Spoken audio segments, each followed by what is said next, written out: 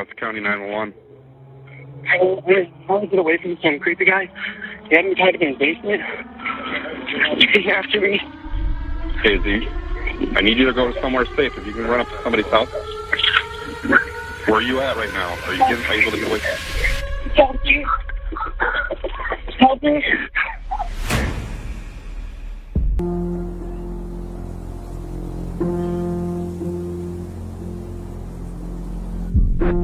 On Christmas Day 2019, the Metro Police Department were contacted pertaining to a missing person, Kevin Bacon. Kevin Bacon was 25 years old. His parents report him missing because he had not shown up for a Christmas brunch, and they indicated that this was very out of character.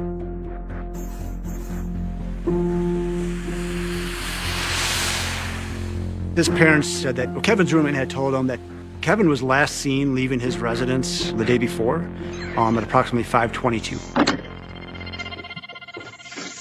And she had said that Kevin sent her a text at about 6:12 p.m. stating that he was going to be out late. He had met a person on a dating app, and he was going to meet up with that person to have some fun. But now he was nowhere to be found.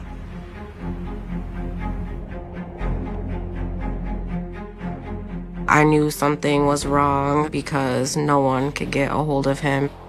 I just remember that whole day calling his phone and hoping that there was going to be an answer. And unfortunately, there never was.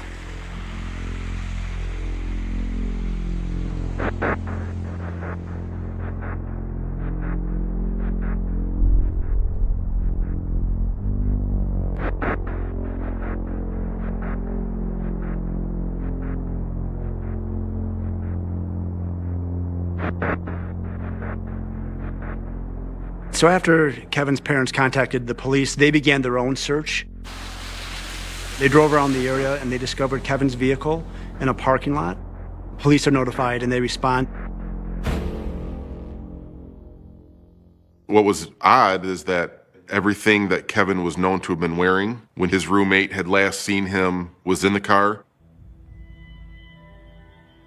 His cell phone was in the car, his wallet, keys, everything except for Kevin. At that point, we're thinking that this is highly unusual. Why are Kevin's clothes in the vehicle?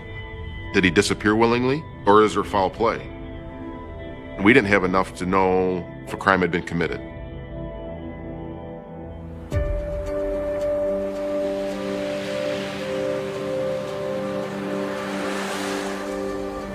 Something I always admired about Kevin is he was never afraid to express himself.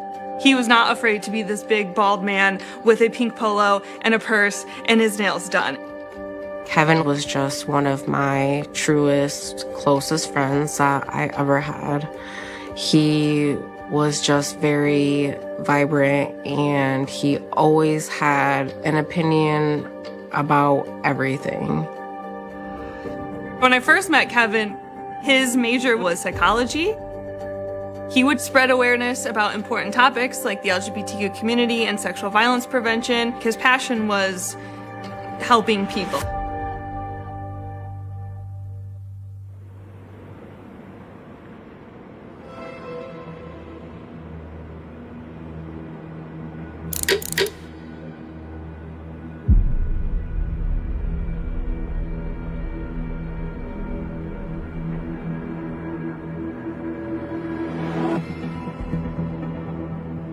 So Kevin's phone was handed over to the Michigan State Police Computer Crimes Lab. And on the phone, they found a chat log from a mobile dating app. There was one person in particular that Kevin had been communicating with. They were looking to have a date and have a consensual sexual encounter.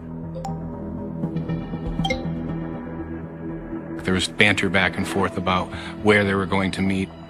And it did suggest that he was going to pick Kevin up and transport him back to his home.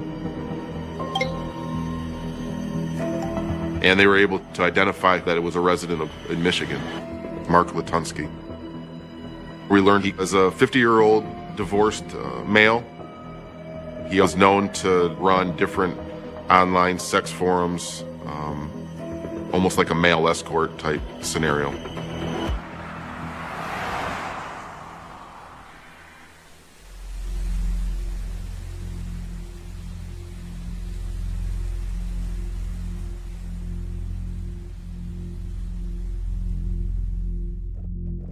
Mark Latunsky had invited men over to his residence in October and November. Each of them dialed 911, claiming that they were in some sort of state of panic.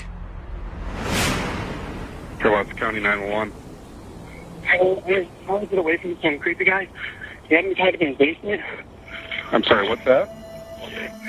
I'm trying to escape from some guy who had me chained up in his basement. He had you chained in his basement? Where are you calling from? I don't know. I am heading to this road. Are you on? From here. Okay, hold on one sec. Hold on one I don't second. even have shoes on. Chase after me. Okay, Z, I need you to go somewhere safe. If you can run up to somebody's house. Where are you at right now? Are you able to get away from there? Help me. Help me.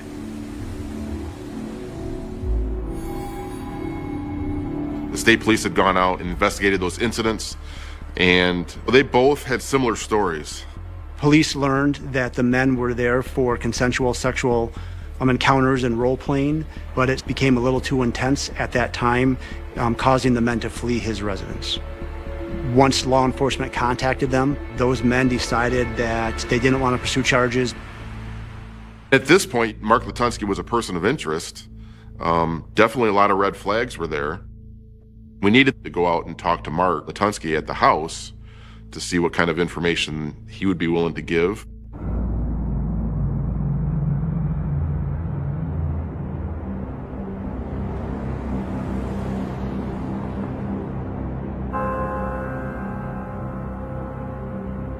I remember there being some lights on.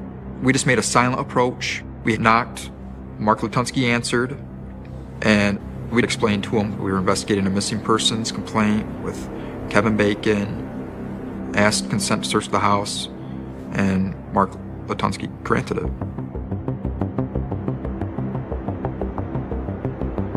Me and one of the other officers remained with Mr. Latunsky, just conversating with him. While they were searching the home, Mark appeared very calm and collected, not nervous whatsoever. His Christmas tree was still up. We were talking about that. The troopers searched the upstairs of the residence.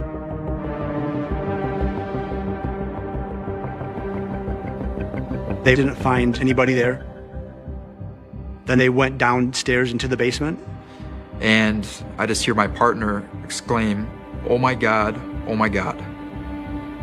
I make my way to the top of the stairwell while Latunsky was still with the other officer. And I see my partner, just absolutely all the life looked like it had been sucked out of my partner. He was just as white as a ghost. And he told me, "Lock him up." I didn't ask any questions.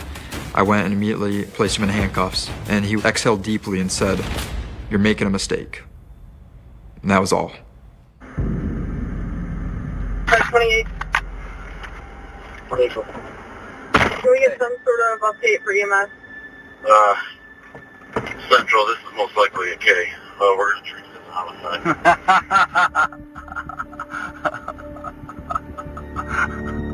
When I arrived on scene, we were taken to a secluded room on the north side of the house. The room had a sliding barn door that only locked from the outside. So if the searching officers were not really thorough, it very easily could have been missed. And I remember thinking to myself, what in the world are we looking at? The body was found at the far end of that room. He was nude, and he was hanging from his feet by the ceiling of the basement.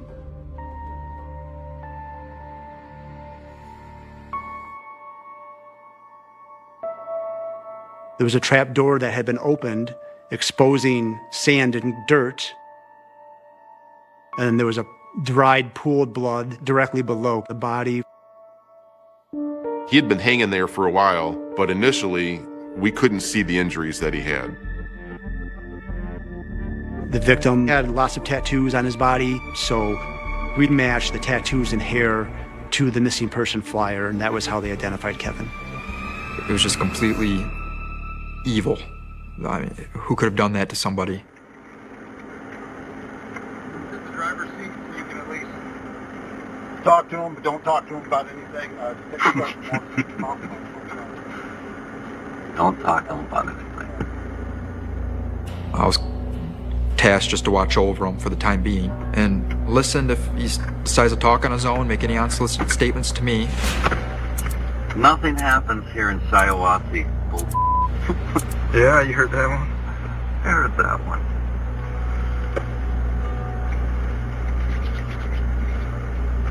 They're gonna make sure that my dog is okay, right? Yeah, I'll make sure your dog's fine. Okay. Hey, Mark. Yes, sir. Mark, I'm Sergeant Verdan, State Police, okay? Do you know what's going on? Do you know why you're in the back of this car? Yes, I know why I'm back in the back of this I car. got my detective en route. My detective's probably going to want to talk to you, okay? So, That's fine. okay. All right. I just wanted to let you know. And then once I talk to him, how am I going to get back home? Well, let's get stage one first, okay? Let's get the detective out here. Absolutely.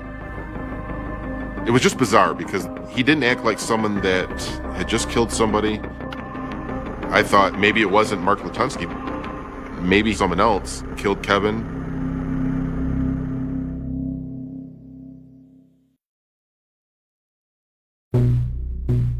Kevin was very outgoing. He always said what he felt. If you wanted to ask if your hair looked good that day, he would tell you yes or no, and you would know it would be honest. And I love that. Every week he would come over and we would all watch RuPaul's Drag Race together. And we actually went to a drag pageant together once too. That was so much fun. He was really good about supporting local LGBTQ efforts.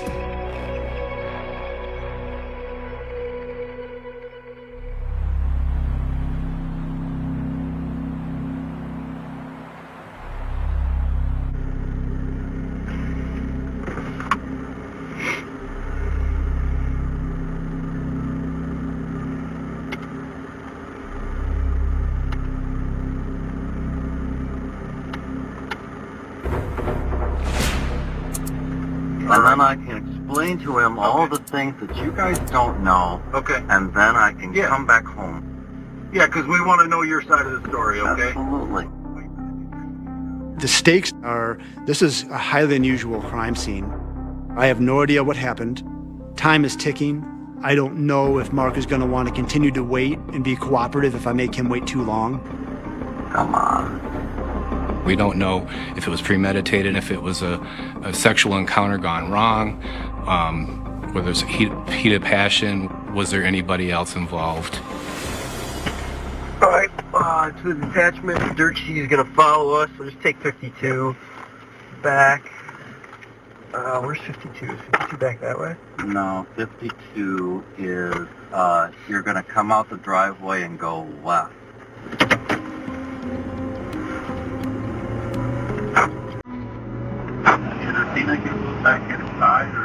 She sure did. She's a precious little thing. Isn't she, though? She is. Straight. Go straight then, Mark? Yeah. Okay. It was just an odd scene, odd situation. He was comfortable. He was casual.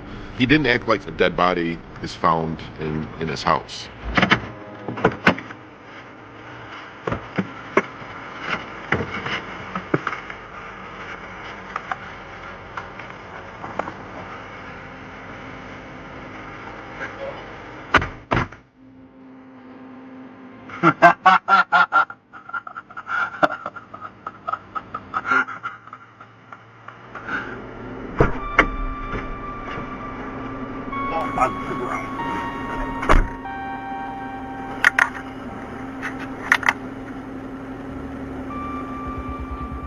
Mark David Lutunsky. That is not my legal name. Oh, it isn't? No. That is a stolen identity. What happened to Mark David Lutunsky? I have no idea. So the strategy was to just get him talking. But I remember thinking, we can't even get his name out. How are we going to get the story of what happened to Kevin? However, all of the people that I grew up with knew that I'm not Mark David Lutunsky, and they just failed to tell me. He was trying to direct the interview. So I sat back, I gave him control of the room. I wanted him to trust me. I didn't want him to shut down. Okay. So what is the name that you prefer or that you use? The name that I go by is Olykos. How do you spell it? Olykos. Okay. And when I hear the name Mark Latunsky, I know that somebody's talking garbage. It's not real. Okay, Olykos. So, all right. He briefly glanced at me, I think almost in a surprised fashion. I feel calling him by Olykos, which was a vanity name, was showing him respect, is gaining his trust in me, and I'm trying to maximize that. So, obviously, police came to your house. They were doing a welfare check. But before I go into that, what do you do for a living? well, right now I'm just doing construction, working on building the house, picking up odd jobs, and then I put an ad on RentMan, and man, if I can get a massage and somebody's gonna pay me to rub him down, fine. So like massages? Just massages. You know, it's like, you know what? I'll spend time with you. You know, I mean, I can't guarantee sex, but you want to spend your time with me? Boom. So at that point, I felt I had earned enough trust, and that was the perfect segue for me to discuss Kevin Bacon. I know, I am tired of it. That's all right. I want to go back over to Kevin. So you initially start talking with Kevin. What site did you meet him on? I think that one was Grindr. Obviously, the name that he's used, and I didn't know whether it was his real name, a fake name, or what, because that's so common, particularly with anyone in the fetish arena. But no matter, we chatted for a while. He described the things that he wanted. I did what I could to bring those things about. When did he come to your house? I picked him up. We physically met in Swartz Creek. On what day? Well, that would be the 24th. Okay, on 12/24, Christmas Eve. Okay. It was Christmas Eve. And then, was that the first time that you had ever met him in person? That was the first time I'd ever met him. I had chatted with him. That was all at the parking lot? That was all still in the parking lot. So I sat in the front, and he went in the back and put on the different gear that he wanted, that he'd selected. He wanted to make sure that he was comfortable, and that he was living out a fetish fantasy. Okay. I picture Kevin is in some sort of outfit. He had on, he had on the handcuffs. He had earmuffs, and then blinders, and then he had on the leather wrist and ankle straps, and that was it. He said that Kevin decided to wear all of those items from the parking lot to Mark's residence, and that Kevin's clothes were left in the vehicle. And then I left the parking lot, okay, and then we went back to the house. So that kind of leads me into, I guess, what is going on with the, why we're here, there's a welfare check, you let the troopers go in and graciously search your house, and they see a man that's hanging from the ceiling. Who is that man? Well, I actually never used his name.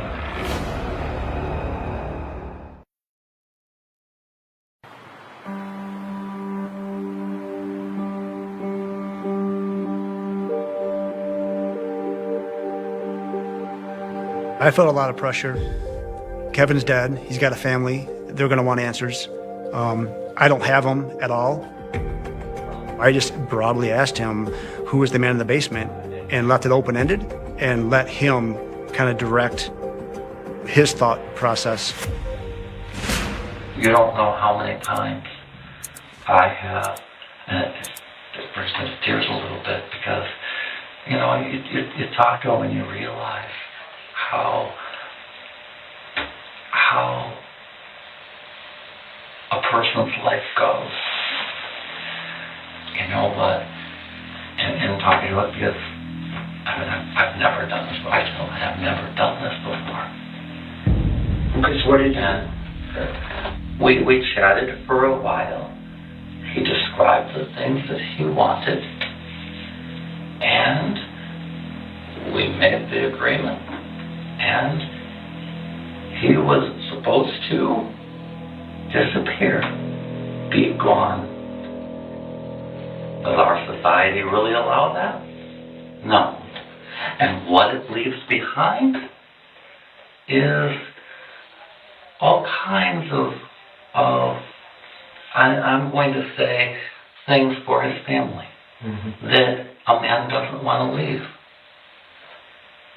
But that agreement between him and I really shouldn't have anything to do with anything but him or I. So what was the agreement? I would make his body disappear. And we talked about, you know, several things. You know, what was I going to do? And part of it was the process of turning, you know, that what portions of his body couldn't be used or gotten, that there were certain things as far as turning his bones into bone meal and turning them into something that would grow tulips for his family. He says, but my family will never know that it's me. He was framing the agreement as Kevin wanted to die, that it was an assisted suicide. They had conversations about how he could die and what would happen after he died. I felt, you know, he's murdered this person, and now he's certainly distancing himself.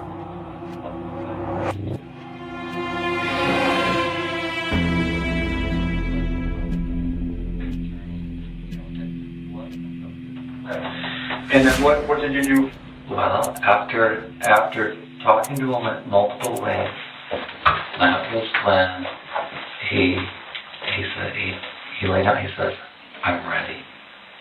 And I says, well, I could slit your throat. Here's the knife. I could do it that way, and I couldn't do it. I says, I don't know if that would be painless. And you know, we debated it, all of the different ways. I said, I have a sword upstairs, but it's dull. It wouldn't work. I was afraid I would hurt him. And he says, just get the sword. And I'm not ready. I couldn't do that.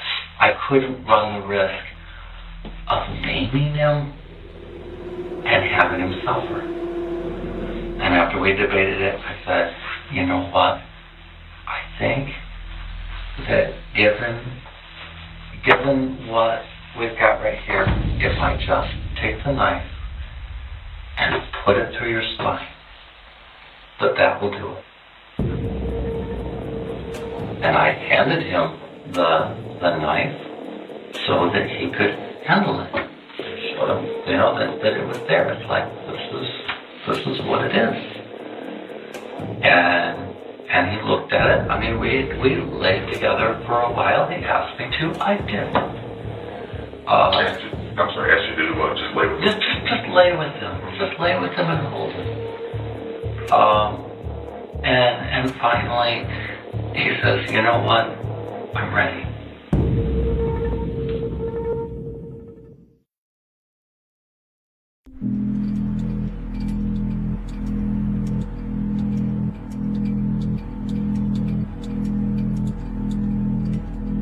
I said, you know what? You say whatever you want to say. And finally, he leaned over and he put his head on the side and he says, go ahead and do it. And I did. And he says, He says, I don't feel anything. And, you know, I mean, I'm on that side because he's laying on the floor and, you know, there was a fair amount of blood. And, you know, then it's like, you know, and he said a few more words. And he says, and I says, he was starting, and that was when I realized it wasn't enough. And so I just went, I don't want to suffer. And I went, I can see that. So when did you end his suffering? Was he hanging or was he on the ground when you did his throat? He was on the ground, and that was, and then of course it was a matter of doing what I needed to do to complete what I told him I would do. Turn him into something that would produce life. For Mark to just openly say, I plunged the knife into his spine on his own, that was huge. We're going to get justice for Kevin and his family, and as horrible as this is, maybe that'll help give them a little bit of closure. Where's the knife now?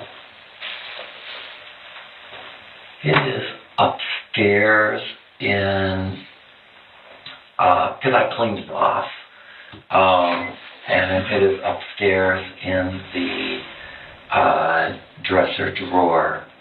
I think on the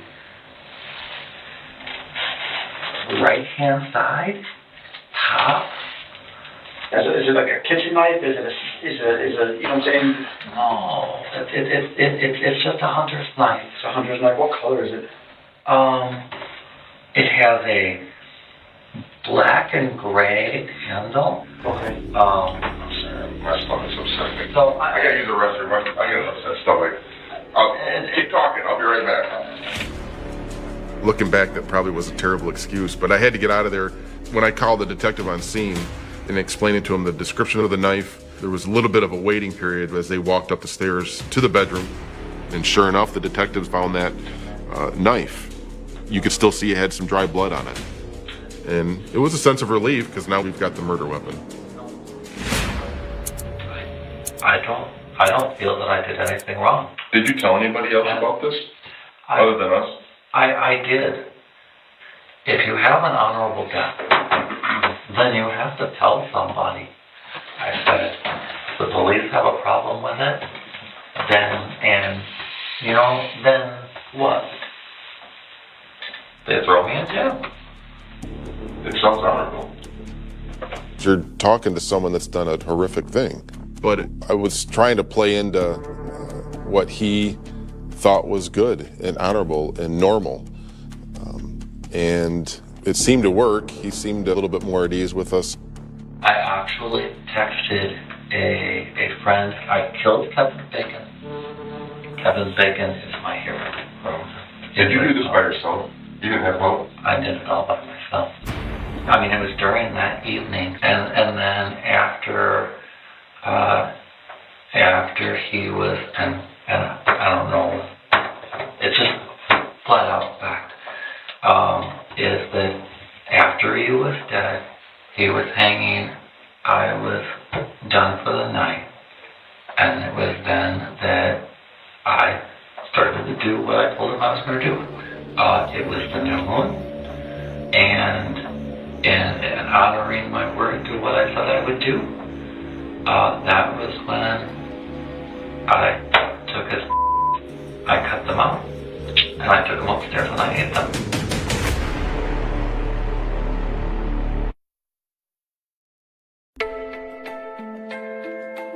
Kevin decided to enroll in beauty school, and that was a big deal because he was already going to college.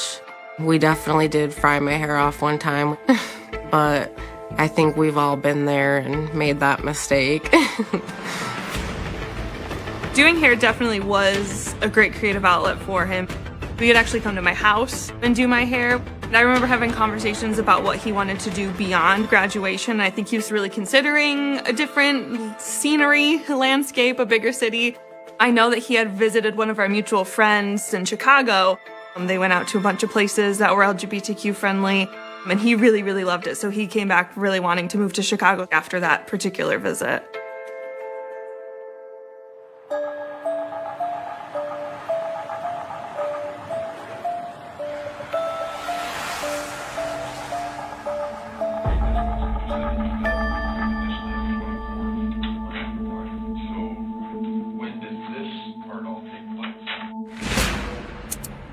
Wishes, is that the main reason why you did it? It was the discussion, it's like wherever, whatever is consumable is consumable. So I will eat you, and he says, okay. Definitely wasn't prepared for that.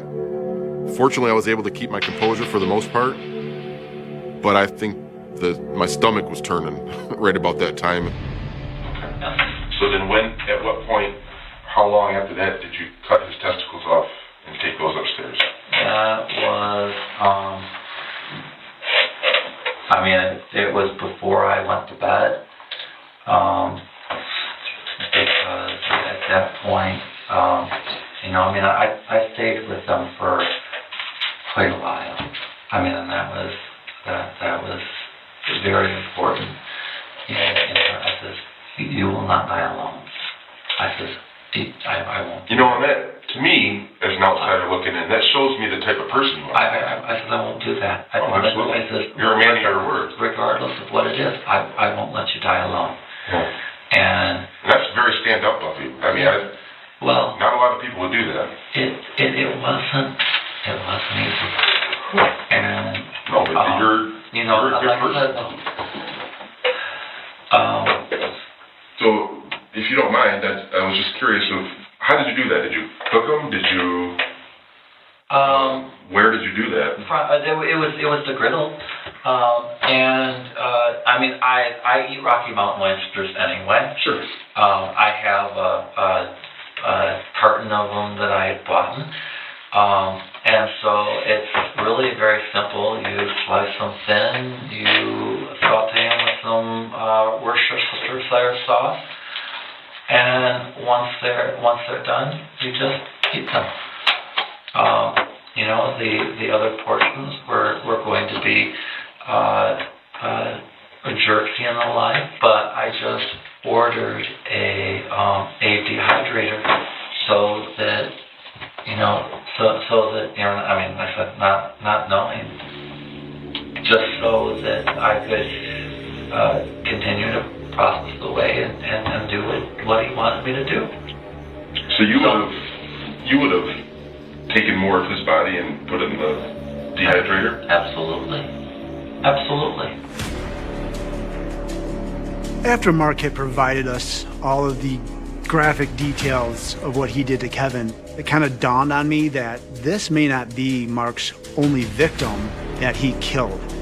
And the fact that he was able to show no remorse, try to justify it, that it was honorable, to me, he's one of the most dangerous people I've ever come in contact with. And once he's in jail, I probably won't get to speak to him ever again. So I wanted to make sure then that I switched tactics and try to figure out if Kevin was his only victim. So that leads me to a question, and again, I appreciate your honesty. I can't make it up. I'm looking at it, I'm saying, it's just what it is. And again, that proves to me the type of person you are, the honesty and like I said, it's not a matter of, some people would say, okay, and I think some people would say, not okay. But so has this ever happened before?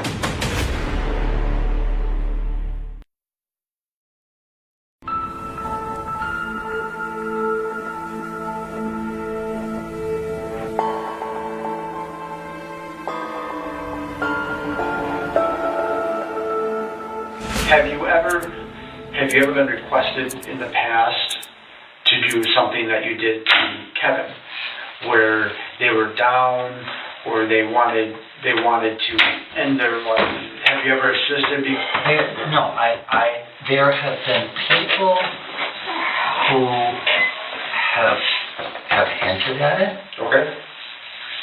You know, that I've shied away from it for obvious reasons.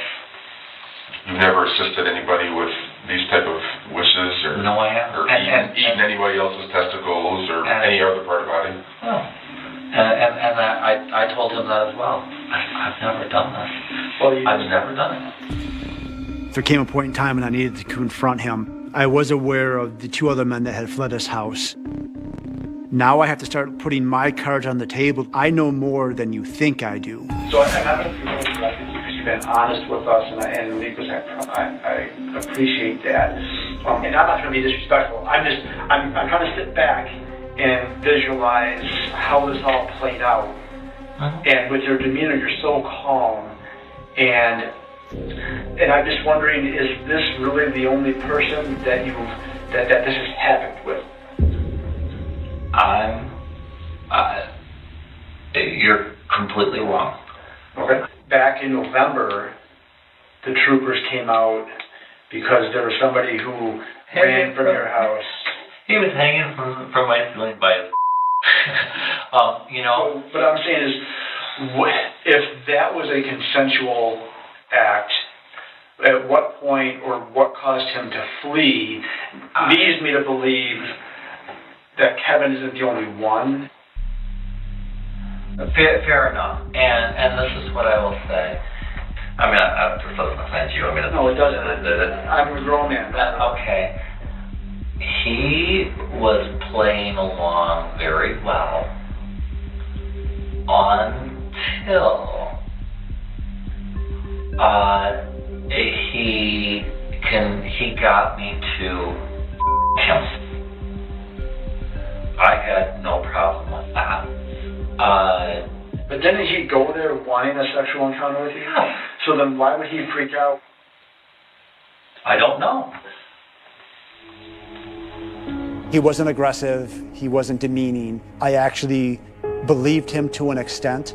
I feel like his reaction would have been different had there been other victims. Are they playing it? Whether they know. Who knows? Am I going to be able to go back home and take care of the dog, or do you know, or what? I'd like to take pictures of your hands and your forearms. Just get photographs. Oh, okay.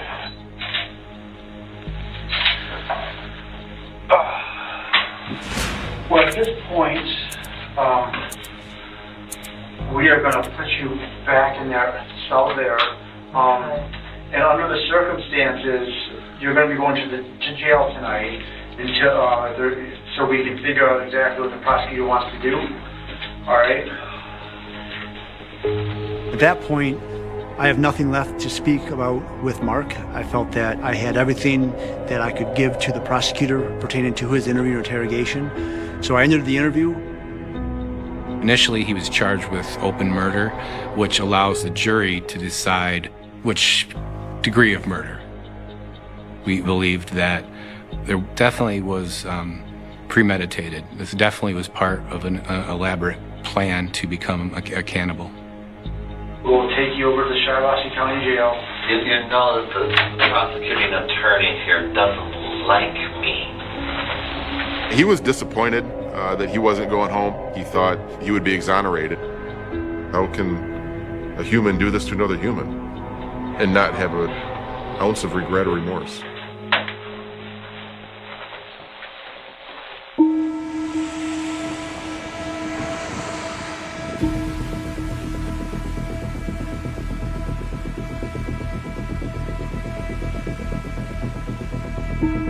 After the interview with Mark, and still having the lingering questions of are there other victims of Mark, I then reached out to the FBI. The FBI didn't think he had killed before, but potentially had the capacity to have had other victims if he was not caught.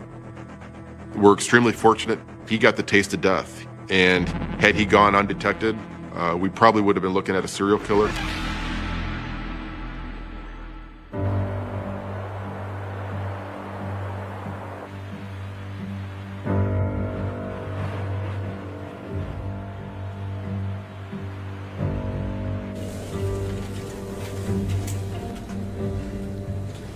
is one of the most brutal, horrific murders I've seen not only in this county but in the state.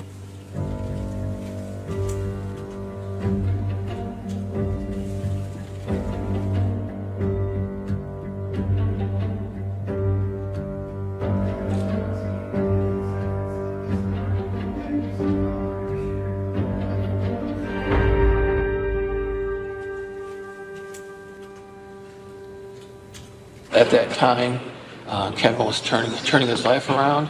He made plans. He had some future plans. Bacon's family says their prayers were answered with the first-degree murder charge. As for their son's tragic death, it is something they struggle to live with every day. I think about him every day. And yeah, he's always in my thoughts. Mark was under the impression that he could convince us that what he did was what Kevin wanted, but yet we had learned from the text messages Kevin didn't want to die. Kevin by no means wanted this to happen. I think it was justice for Kevin, and my heart goes out to the family. They can never get their son back, but at least we know that Mr. Lutunsky will never be out on the streets again.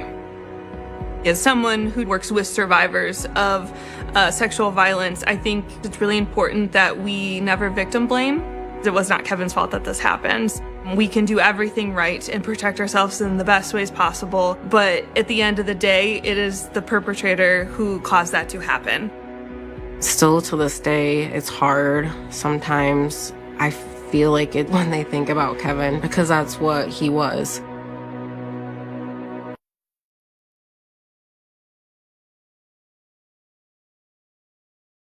The night does not announce itself.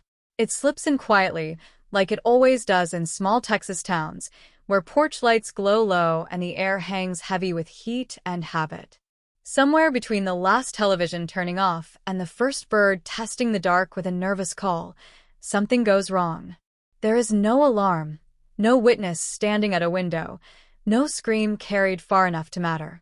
There is only absence, discovered hours later, when the sun rises and a teenage bedroom remains untouched, the bed still made, the silence too complete to be accidental. At first, it feels like a mistake.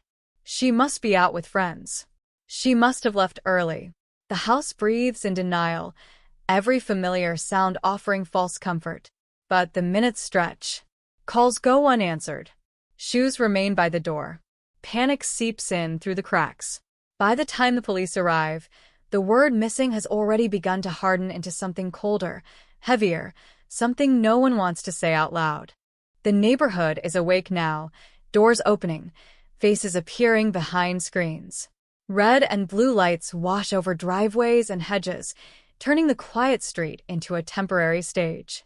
Officers move methodically, asking the same questions in different ways, their notebooks filling with half answers and nervous pauses. When was the last time you saw her? Who was she with? Did anything seem off? Each response feels inadequate, as if the truth is standing just out of reach, watching. The girl's name spreads fast. It moves through phone calls, through school hallways, through the low hum of local radio. A smiling photograph is pulled from a family album and suddenly becomes public property, printed and pinned, shared and scrutinized. Missing teen. Texas town shocked. Community on edge. The words stack up like headlines, urgent and empty all at once. Search teams form before night falls again. Volunteers lining up with flashlights and hope, convinced that enough people looking hard enough can reverse time. They comb fields and creak beds, call her name into spaces that refuse to answer. Dogs follow scents that twist and disappear. Helicopters cut slow circles through the sky. Each hour without news stretches nerves thinner. Parents hold their children closer. Strangers exchange glances that linger a little too long. The idea of safety, once assumed, now has to be defended. When the search ends, it ends abruptly. Not with relief, but with the kind of stillness that follows bad news. The body is found away from the main roads, not far enough to suggest chance, not close enough to suggest innocence. The scene is sealed off, yellow tape snapping in the wind, cameras arriving almost immediately. The word homicide lands with a finality that drains the air from the crowd. This is no longer about finding her. This is about understanding how this could have happened here. Investigators work the site with care, documenting every detail, every disturbance, every mark that might speak when people cannot. The heat works against them, time against them, reality against them. Evidence is collected, sealed, labeled, each piece carrying the weight of expectation. Somewhere in these fragments, they believe, is the story of her last hours. Somewhere is the person responsible. The promise of answers feels close enough to touch. Back in town, grief becomes communal. The family stands at the center of it, stunned, exposed, their private loss unfolding under public lights.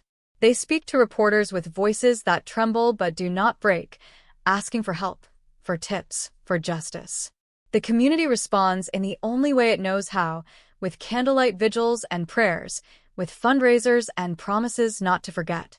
For a moment, it feels as though collective will might be enough to carry them through. The investigation fans outward, casting a wide net. Friends are interviewed. Teachers. Coaches. Anyone who crossed her path is asked to account for their time. Detectives trace her final movements, minute by minute, building a timeline that looks solid until examined too closely. Alibis are offered, checked, sometimes discarded. Rumors surface and sink. A car seen too late at night. A figure near the house.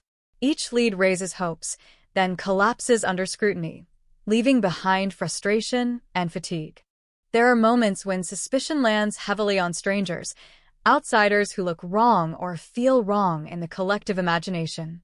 There are moments when it turns inward, when neighbors begin to wonder about neighbors, when trust erodes just enough to be noticeable. And then there are those who seem beyond suspicion entirely. Familiar faces. People who have been around forever. People who know the family, who show up with casseroles and condolences, who speak softly and often about how terrible it all is. Their statements are calm, cooperative, unremarkable. They fit so neatly into the picture that no one thinks to question the frame. As days become weeks, the urgency fades from the headlines. The case remains open, but the momentum slows. Evidence yields little. Witnesses contradict themselves. The trail cools, then goes cold. Detectives file reports that end in uncertainty, their language careful, professional, incomplete. The family learns what it means to live with unanswered questions, to measure time not by calendars, but by how long it has been since their world collapsed. Years pass. The town changes in small, almost invisible ways. New families move in. Old ones move away. The oak tree outside the house grows thicker, its shade deeper. The case becomes a reference point, a story told to teenagers as a warning, a reminder that bad things can happen anywhere. Texas cold case. Unsolved. The words take on a life of their own, detached from the girl they once described. Inside the police department, the file gathers dust. Boxes are moved to storage, labeled and shelved. Detectives retire, taking their memories with them. New officers inherit the case as history rather than urgency, reading through reports written in another era, trying to feel the weight that once pressed so hard on the town.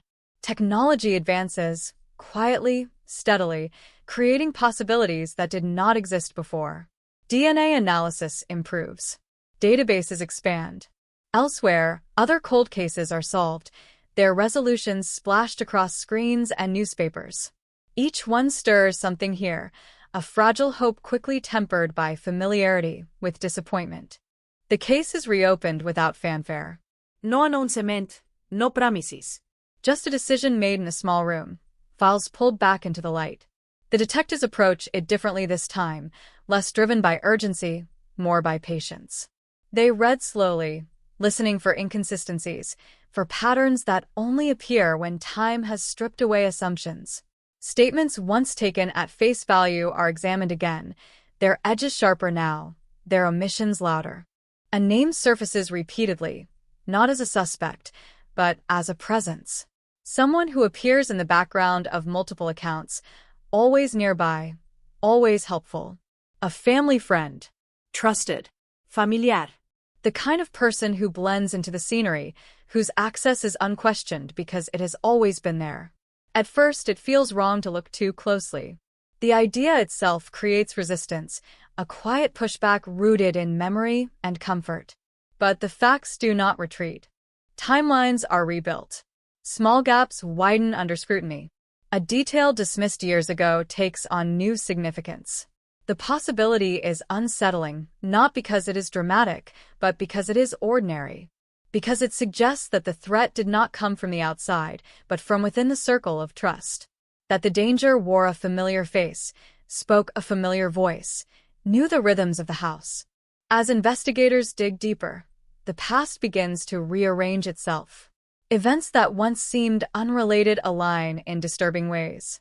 Choices made in the early days of the investigation, influenced by grief and trust, reveal their consequences. The case, long dormant, feels alive again, charged with potential and dread. Outside, the town remains unaware, moving through another cycle of ordinary days, unaware that a reckoning may be approaching. The sun sets as it always has, casting long shadows across quiet streets. Somewhere, in a file reopened and a name reconsidered, the unanswered question tightens its grip once more. After 30 years, the silence around the case is no longer empty. It is heavy with implication, with the possibility that the truth has been waiting patiently all along, hidden not in the dark, but in plain sight. The renewed attention does not announce itself to the town. There are no sirens, no late-night news interruptions, no sudden knocks on doors. It begins quietly, inside interview rooms and evidence lockers, with the low hum of fluorescent lights and the soft scrape of folders sliding across metal tables. Detectives speak less now. They listen more. Every word from the past is treated like something fragile, something that might break if handled too roughly, yet might reveal its true shape if held just right. The family friend's name sits in the file like an old photograph left too long in the sun, edges faded, details softened by time. For years, it meant comfort, familiarity, someone who had been trusted enough to be around without explanation. Someone who had known the routines, the schedules, the small habits that never make it into police reports because they feel too ordinary to matter. Now, those same details begin to feel sharp, dangerous. The kind of knowledge that only becomes suspicious when viewed through the lens of what happened next. Old interviews are replayed, the voices tinny and distant, preserved on outdated media. Detectives lean in, listening for hesitation, for moments where the cadence shifts. At the time, the answers sounded calm, cooperative, reassuring. Now, stripped of context and replayed decades later, they carry a different weight. Pauses stretch longer than remembered. Certain phrases repeat with mechanical precision. Statements align too neatly with what investigators wanted to hear, as if rehearsed, as if shaped to fit an expectation rather than reflect reality. The timeline, once considered solid, begins to fracture. Small windows appear where there should have been none. Minutes unaccounted for. Movements assumed rather than confirmed. A visit that was said to be brief now looks longer. A departure time once taken on faith no longer holds up under scrutiny. None of it is definitive. All of it is unsettling. The kind of unease that creeps in slowly, convincing the mind before it convinces the heart. Evidence long considered inconclusive is revisited with modern eyes. Biological samples, once too degraded to be useful, are retested. Fibers once cataloged and forgotten are compared against databases that did not exist when they were first collected. The process is slow, deliberate, often disappointing. For every test that yields nothing, there is another reminder of how much time has stolen. But investigators persist, driven less by optimism than by obligation. This case never let go of the town. It never let go of them. Outside the department, the town remains suspended in routine.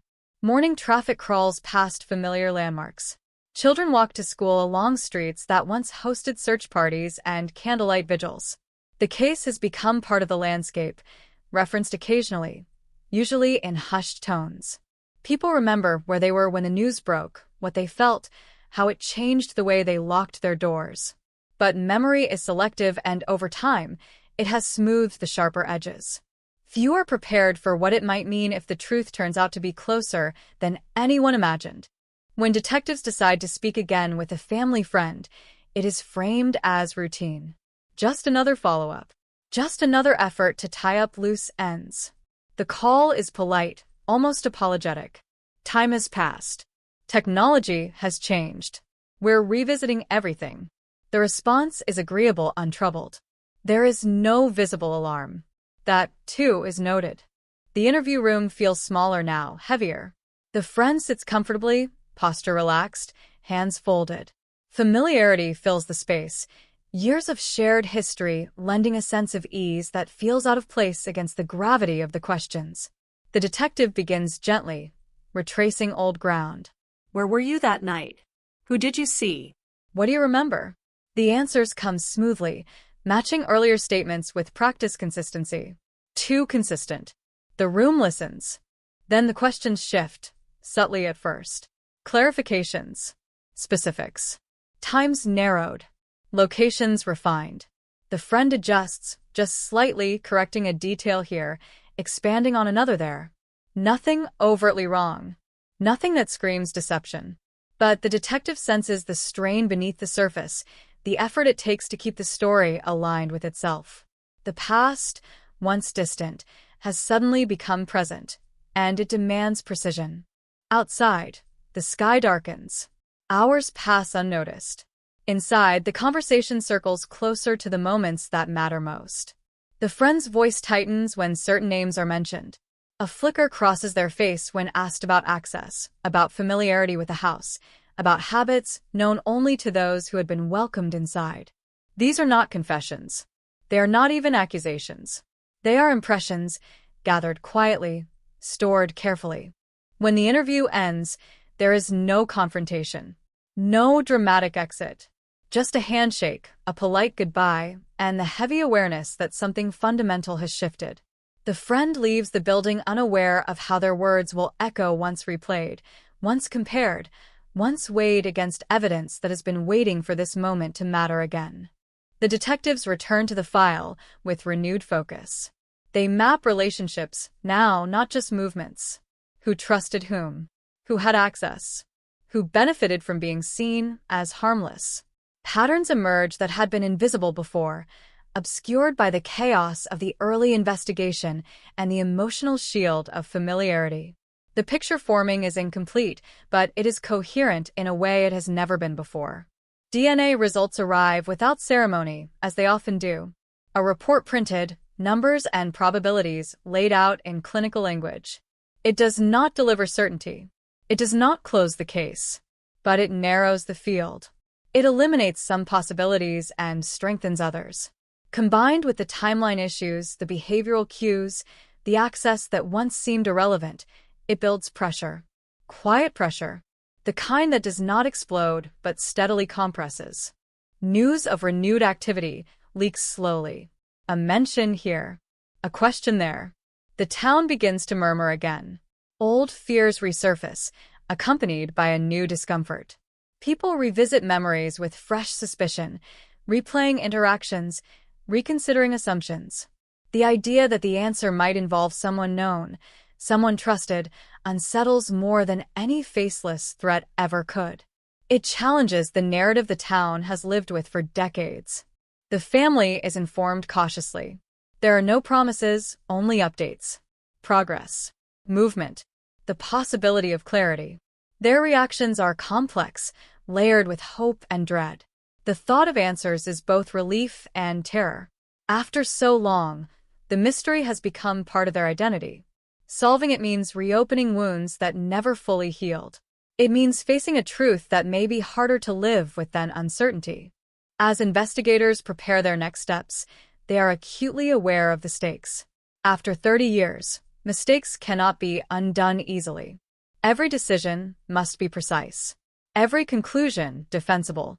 The evidence must speak clearly enough to overcome time, memory, and doubt. The suspect, if there is one, has had decades to live an ordinary life, to be seen as something other than what the evidence now suggests. Bringing the past into the present will ripple outward, touching lives that thought themselves finished with a story. Night settles over the town again, quiet and familiar. Porch lights flicker on. Doors lock. Somewhere, a file remains open on a desk, its contents finally aligned in a way that feels intentional rather than desperate. The cold case is no longer just a memory. It is active, breathing, pressing forward. And as the pieces draw closer together, one truth becomes harder to ignore. The most dangerous secrets are not the ones hidden in the dark, but the ones that have been allowed to live openly, protected by trust, for far too long. The pressure does not arrive all at once. It accumulates, layer by layer, like heat trapped beneath asphalt, invisible until it becomes unbearable. Inside the department, the case now occupies more than a file. It occupies attention, conversation, the quiet moments when detectives stare too long at nothing. Every new development is treated with caution, not because they doubt its importance, but because they understand how fragile momentum can be after 30 years of silence. They begin by reconstructing the town as it once was, not as it is now. Streets are mapped as they existed then, businesses long closed marked in faded ink, houses noted by who lived there at the time, not by who occupies them now. It becomes clear how small the world had been, how tightly everyone's lives overlapped. In such a place, anonymity is rare, and opportunity hides in plain sight. The family friends movements thread through this map with unsettling ease, touching places and people without resistance, their presence accepted, unquestioned. Witnesses from the original investigation are located where possible. Some are eager to talk, relieved that someone still cares. Others hesitate, wary of reopening doors they worked hard to close. Time has altered them all. Memories have softened, sharpened, or been replaced entirely by what they later heard or told themselves. Detectives listen carefully, distinguishing recollection from reconstruction, truth from comfort. Even the smallest deviations from earlier statements are noted, not as proof, but as texture. One witness recalls a detail once dismissed as insignificant. A car parked where it usually wasn't. A familiar voice heard at an unusual hour. At the time, it had seemed too ordinary to matter. Now, placed against a refined timeline, it creates friction. Another remembers a comment made by the family friend days after the murder, a remark that felt wrong even then but was explained away as grief, as shock, as the awkwardness of someone trying to help. The words linger differently now, stripped of excuses. The investigators turn again to physical evidence, not expecting miracles, but hoping for alignment. They lay out photographs from the crime scene, examining angles, distances, points of entry and exit. Access is everything. Who could approach without raising alarm? Who could linger without explanation? Who could leave without being noticed?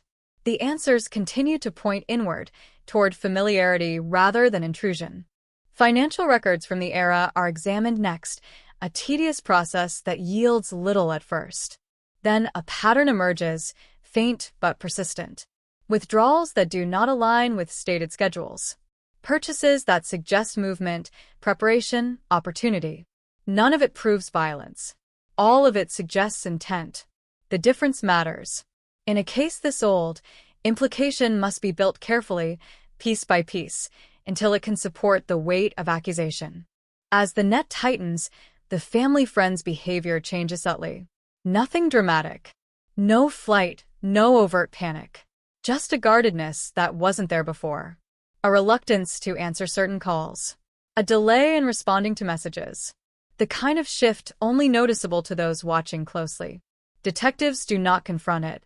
They document it, aware that pressure works best when applied quietly. The town begins to sense that something is happening. Conversations pause when police cars pass. Old rumors resurface, revised with new names, new emphasis. People look at one another differently now, measuring what they know against what they thought they knew.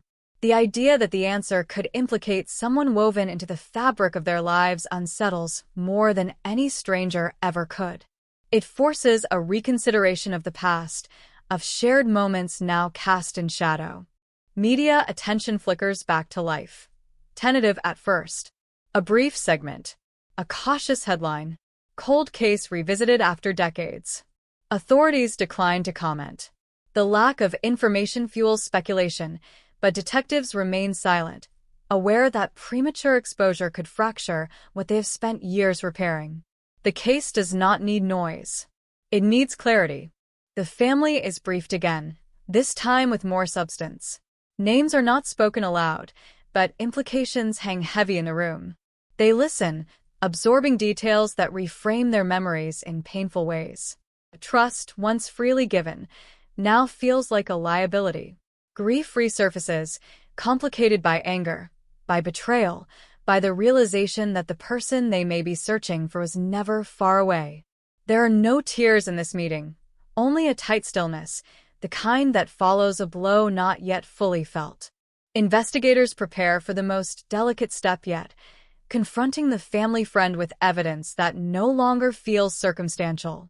This will not be an interrogation in the traditional sense. There will be no raised voices, no dramatic reveals.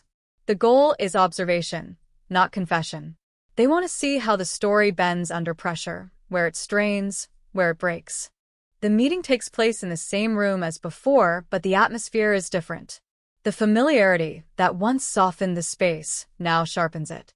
The detectives move through the timeline methodically, placing events in front of the friend like markers on a road.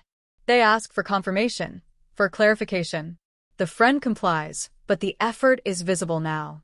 The pauses are longer, the corrections more frequent. The narrative requires maintenance. When evidence is introduced, it is done carefully. Not as accusation, but as fact. Here is what we know now. Here is what we can prove. The friend listens, eyes fixed, breathing controlled. There is a moment when their composure falters, just enough to be seen, just enough to matter. It is not guilt. It is recognition. The realization that the past is no longer distant, no longer safely out of reach. The interview ends without resolution, as intended. The friend leaves with the weight of scrutiny pressing down, the comfort of anonymity gone. Detectives remain behind, replaying the exchange in their minds, comparing it against recordings, against notes, against the long arc of the case. The pattern holds. The inconsistencies align. The suspicion hardens into something closer to certainty, though certainty itself remains elusive. Legal considerations move to the forefront. Prosecutors are consulted, cautious, measured. 30 years is a long time. Juries are unpredictable. Evidence must be airtight. Motive must be articulated. Opportunity must be undeniable. The story must be clear enough to cut through decades of doubt and memory. This is not just about solving a case. It is about withstanding scrutiny that will come from every direction once the silence is broken. As preparations continue, the town waits without knowing it is waiting. Ordinary life persists, unaware that it stands on the edge of revelation. The case has reached a point of no return. Whatever happens next will alter the narrative forever. Either the truth will finally surface, or it will retreat again, deeper, harder to reach. Night falls, quiet and familiar. Somewhere, a person long trusted senses the shift, feels the walls closing in, understands that the past they believed buried has found its way back. Somewhere else, a family braces for answers they have carried for half a lifetime. And in between, the cold case tightens, no longer dormant, no longer patient, ready to demand what it has been owed for 30 years, acknowledgement, accountability, and an end to the silence that has protected the truth for far too long. The decision to move forward is not dramatic. There is no vote, no sudden declaration that echoes down hallways. It happens the way most irreversible things do, quietly, after enough pieces fall into place that ignoring them becomes impossible. Detectives gather in a small room, files spread across the table like a fragmented map, each document representing a moment, a choice, a silence. They know what this means. Once they proceed, there is no retreat back into uncertainty. The case will either stand, or it will collapse under the weight of time. They begin by testing the strength of what they have, pressing on every joint, every connection. Statements are aligned against physical evidence. Timelines are cross-checked against records no one thought to examine 3 decades ago. The family friend's version of events is placed alongside objective data, stripped of tone and intention, reduced to fact. The gaps become harder to ignore. The overlaps feel deliberate. This is no longer a collection of suspicions. It is a structure, fragile but coherent, built from repetition, access, and opportunity. A crucial detail emerges from an overlooked report, buried deep in the early paperwork. A note scribbled in the margin, referencing a smell reported near the house that night. Something metallic, something sharp. At the time, it was dismissed as imagination, stress, grief. Now, paired with forensic reanalysis, it gains new meaning. Chemical traces detected on preserved clothing, once unreadable, now suggest the presence of a substance consistent with materials the family friend had access to through work. It is not definitive. It is directional. And direction is everything. The detectives follow that direction carefully. Employment records are pulled. Old colleagues are contacted. Some are surprised to be asked about a job they barely remember. Others pause, then share details they never thought mattered. Equipment kept after hours. Tools borrowed, without documentation. Small privileges extended to someone trusted. None of it illegal. All of it relevant.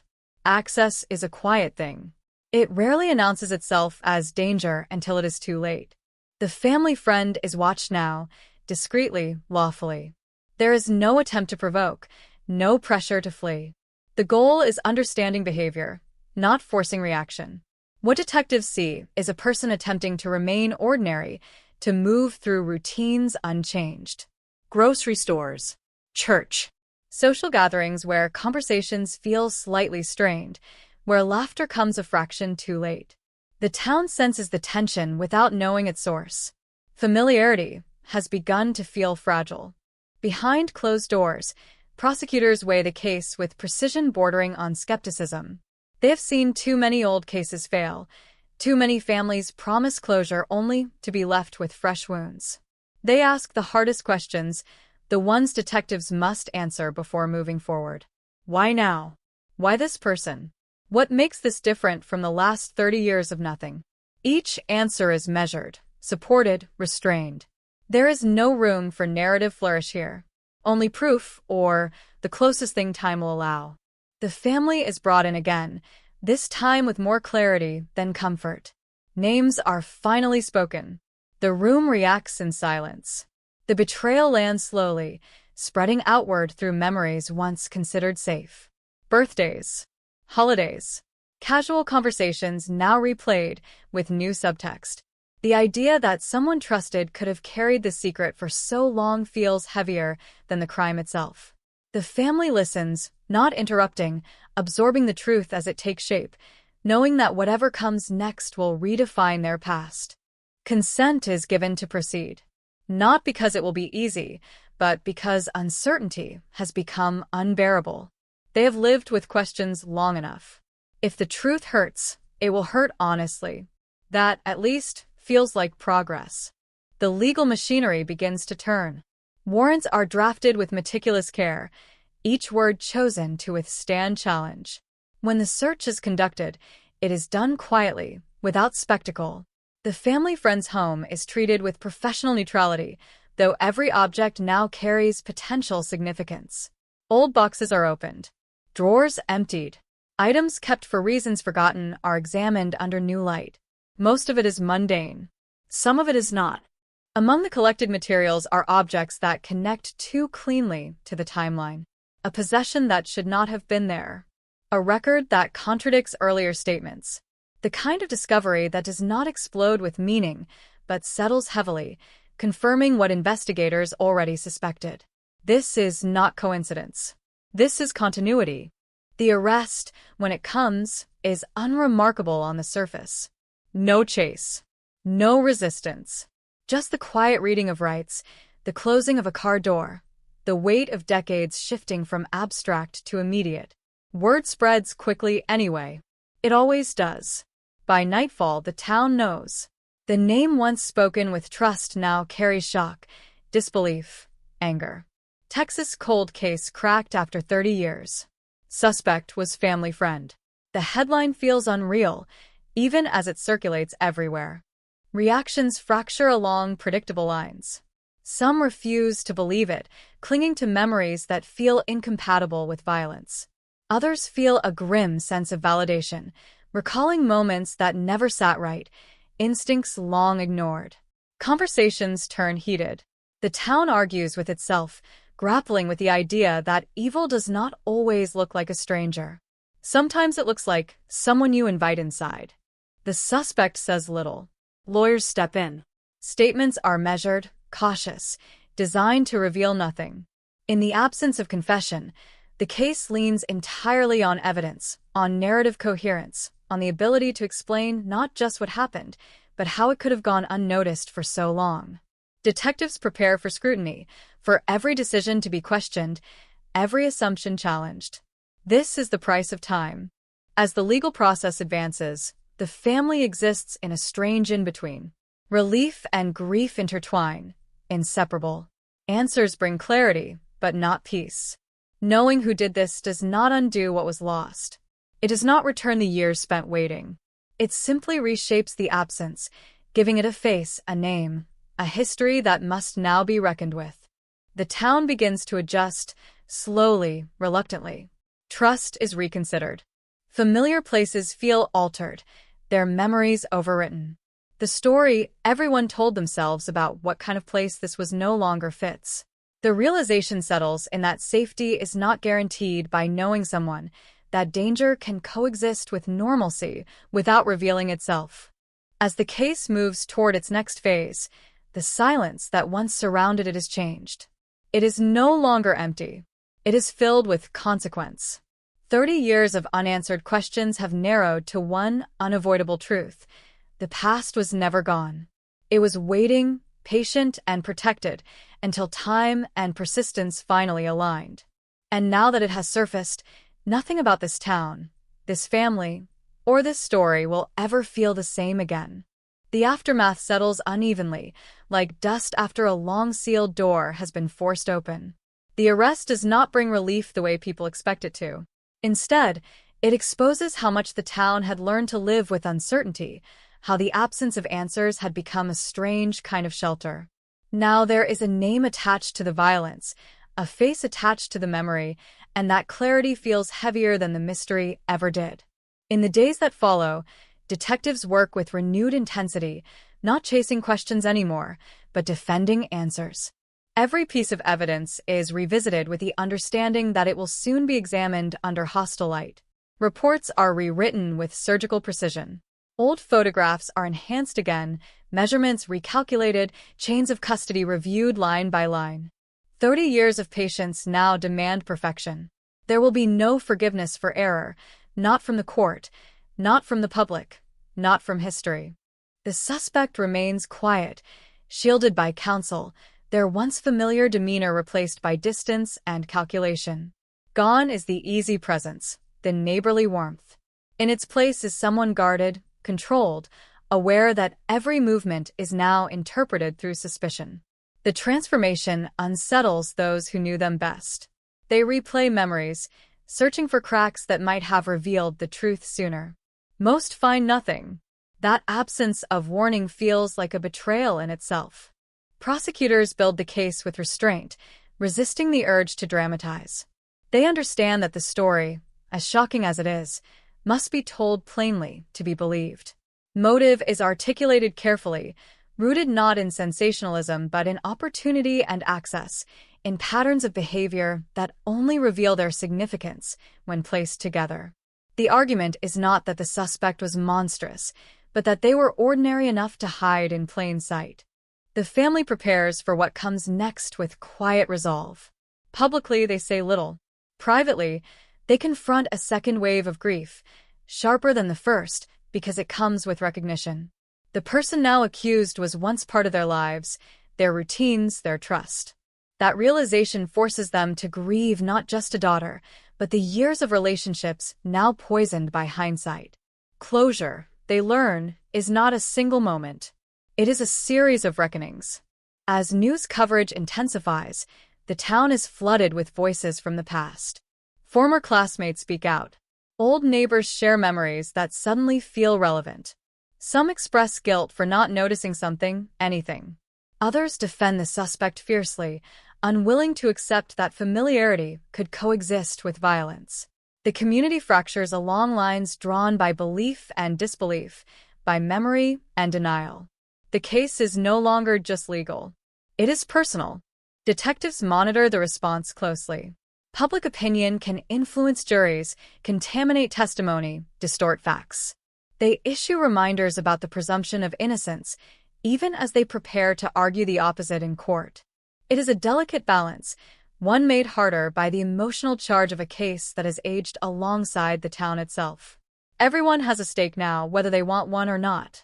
New tips arrive, prompted by the arrest. Some are useless. Some are spiteful. A few are quietly valuable, offering context that had never been shared before because no one thought it mattered. A comment made years ago. A strange interaction brushed aside. These details do not rewrite the case, but they reinforce it, adding texture to a narrative that already feels disturbingly complete. The defense begins its work in parallel, scrutinizing every weakness. Time is their ally. Witnesses are older now, memories less reliable. Evidence, no matter how carefully preserved, has endured decades of storage. They argue coincidence, contamination, overinterpretation. They suggest that investigators, driven by the desire to close a notorious case, may have forced patterns where none exist. It is a familiar strategy, and one prosecutors anticipated from the start.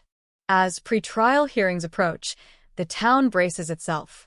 The courthouse becomes a focal point again, a place once associated with mundane civic duty, now charged with significance.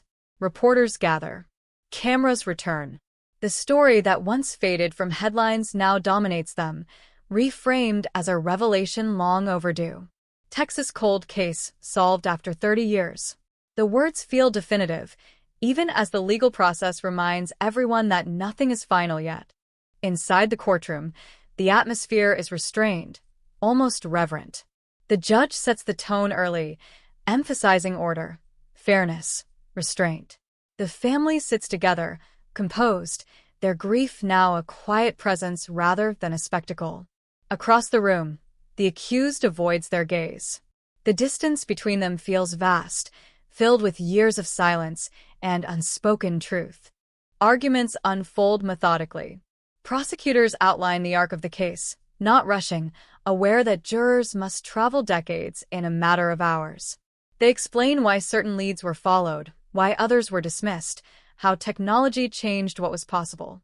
They emphasize continuity rather than revelation, showing how the answer was not discovered suddenly, but assembled patiently over time.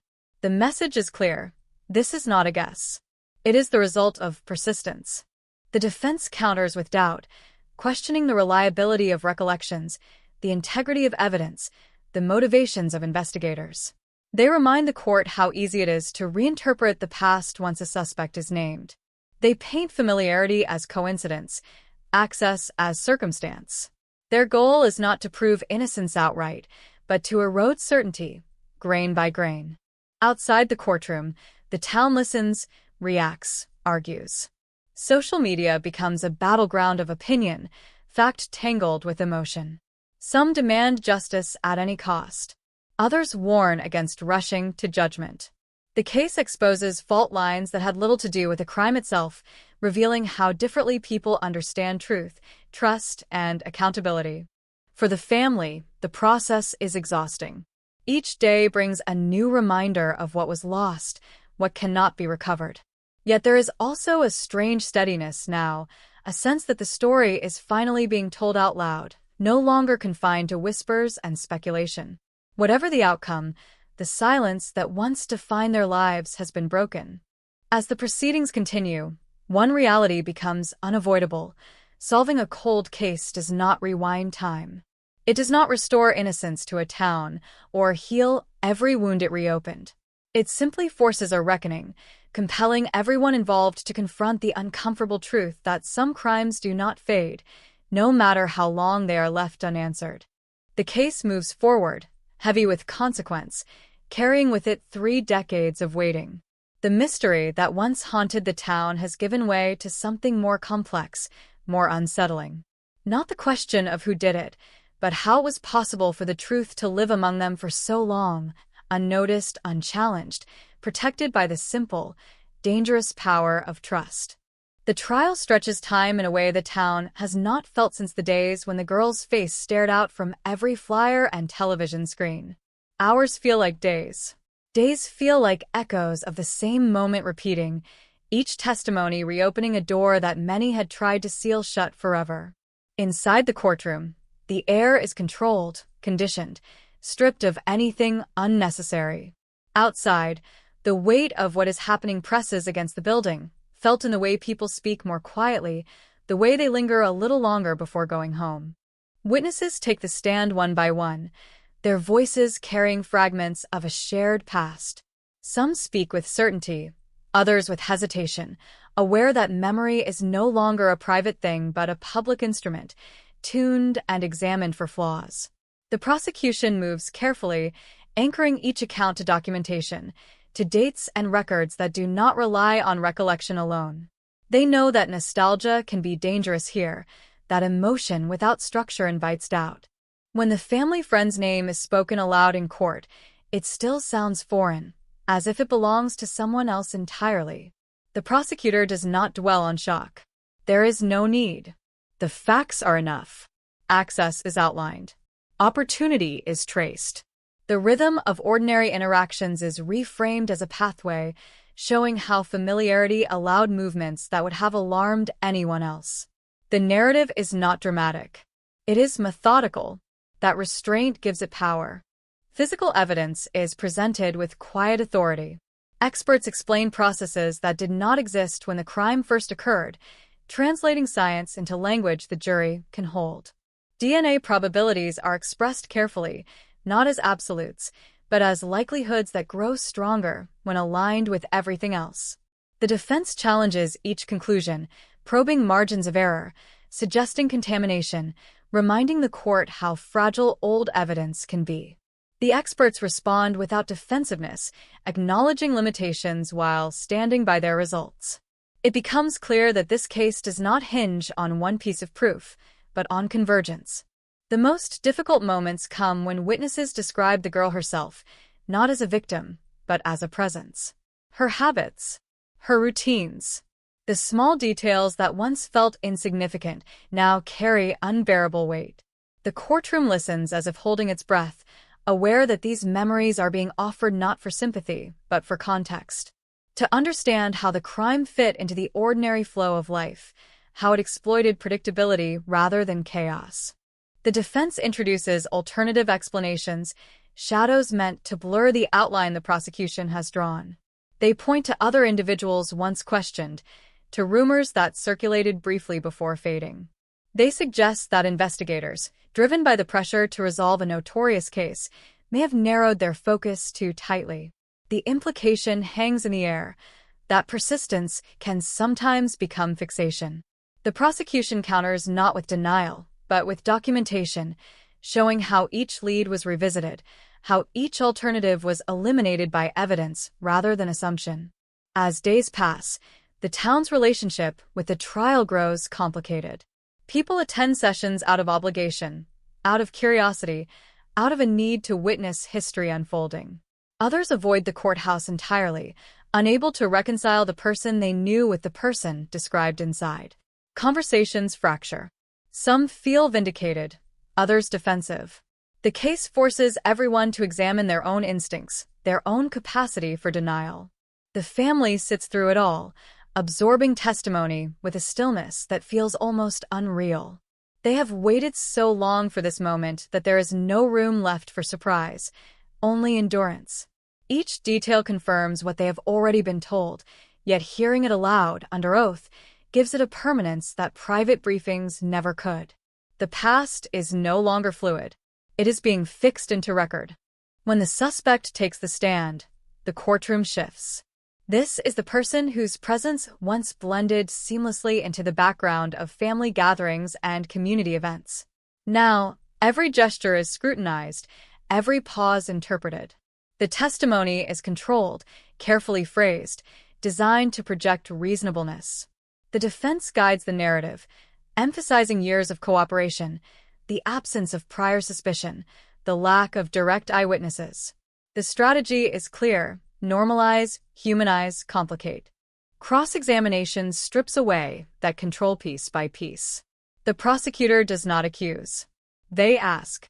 They return to timelines, to statements that no longer align perfectly. They introduce earlier interviews, playing recordings that reveal subtle shifts in language, small but significant changes in detail. The suspect responds with explanations that feel increasingly strained, offering reasons that require more effort to maintain. The jury watches closely, not for confession, but for coherence. The tension does not peak in a single moment. It builds gradually, like pressure behind a dam. Each contradiction adds weight. Each clarification creates new questions. The prosecutor steps back at the right moments, allowing the inconsistencies to speak for themselves. When the testimony ends, there is no visible collapse, no dramatic unraveling, just the sense that something essential has been exposed. Closing arguments arrive with a gravity earned rather than imposed. The prosecution does not ask the jury to imagine horror. They ask them to consider patterns, to look at the totality of evidence, to understand how time and trust created cover, not confusion. They speak of accountability, not revenge, of acknowledging reality, not erasing the past. The defense responds with a reminder of doubt, of the responsibility to be cautious, of the irreversible nature of conviction.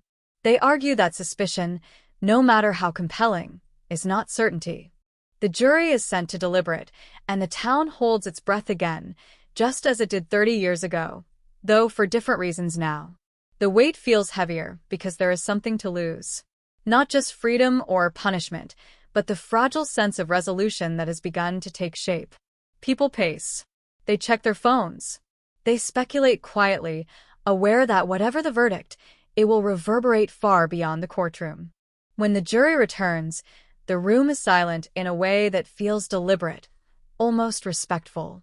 The verdict is read slowly, each word landing with clarity. The reaction is not explosive. There are no gasps, no cries. Just a collective release of tension, followed by a deeper, more complex stillness.